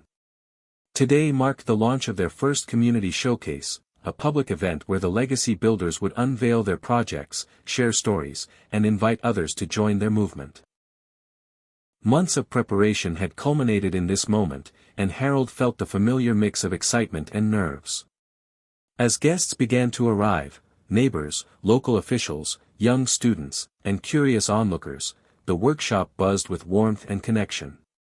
The room was decorated with photos capturing the group's evolution, candid shots of laughter, sketches of prototypes, snapshots of moments when hope overcame doubt. Harold took the stage to welcome everyone. His voice, steady and warm, carried the weight of the journey behind him. "We're here not just to show inventions but to share a truth: it's never too late to create, to connect, and to change." The crowd responded with nods and smiles, many moved by the raw honesty and courage.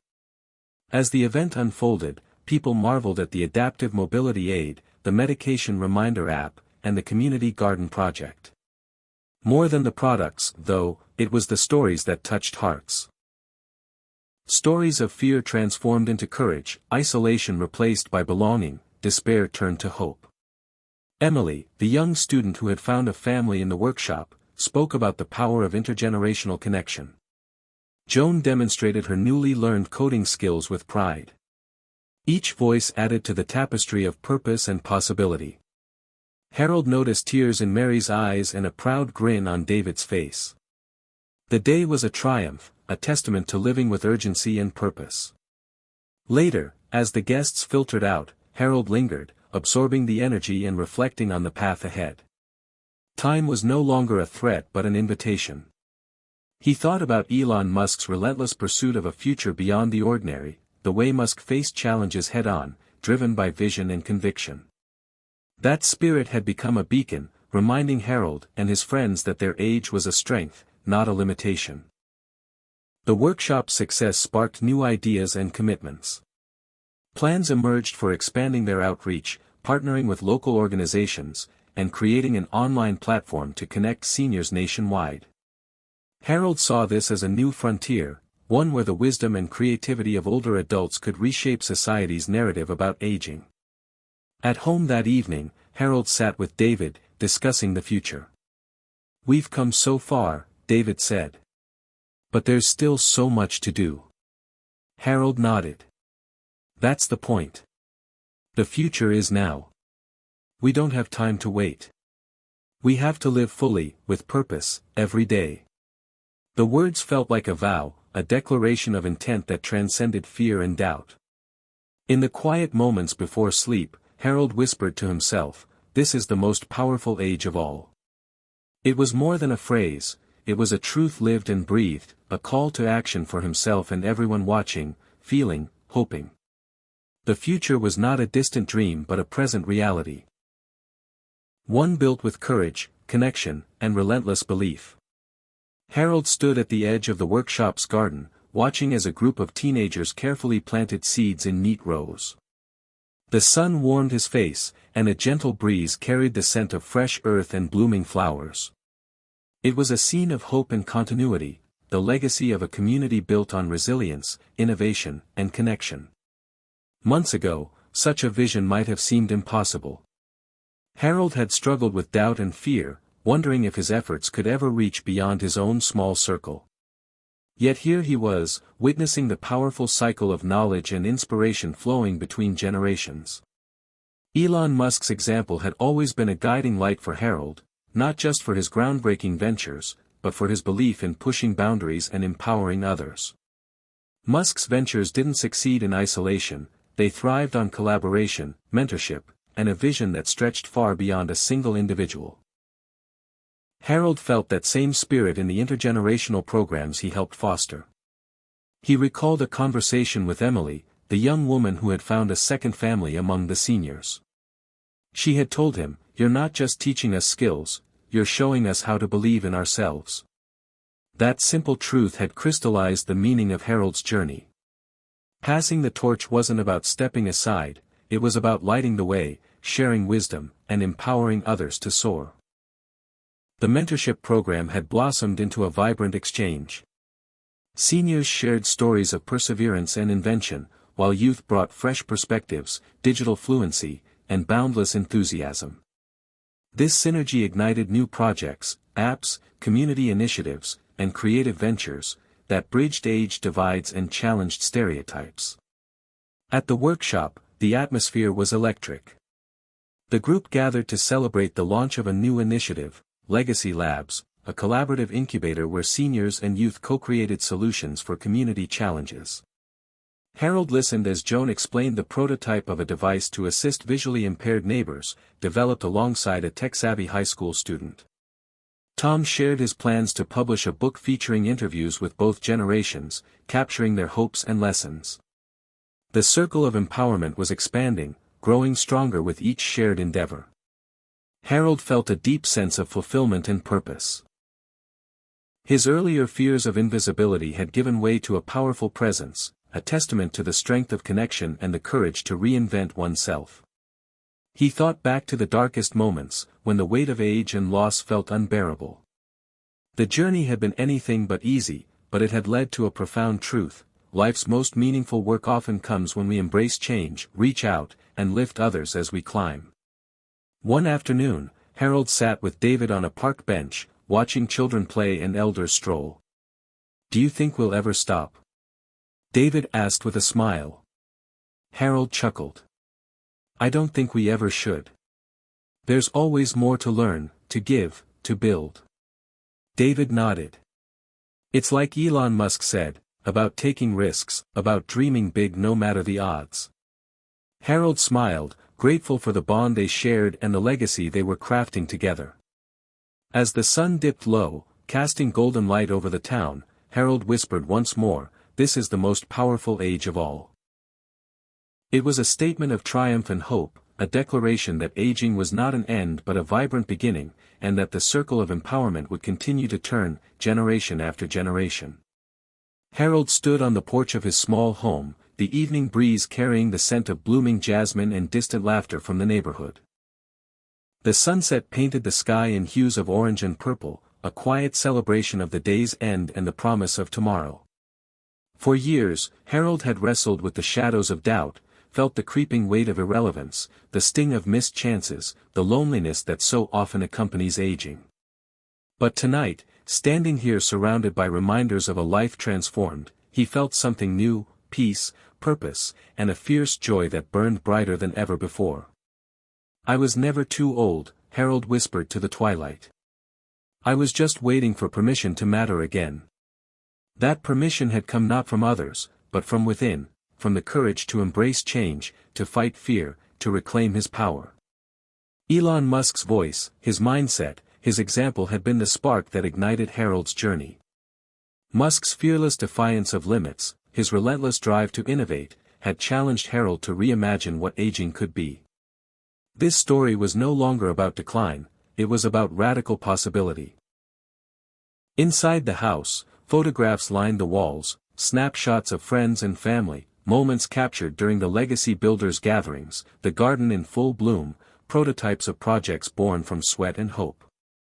Each picture told a story of transformation, a testament to resilience and reinvention. Harold thought about the people who had walked alongside him, Joan, June, Tom, Mary, David, and the countless others who had found strength in their shared journey. Their lives intertwined like the roots of the old oak tree in his yard, grounding them while reaching ever upward.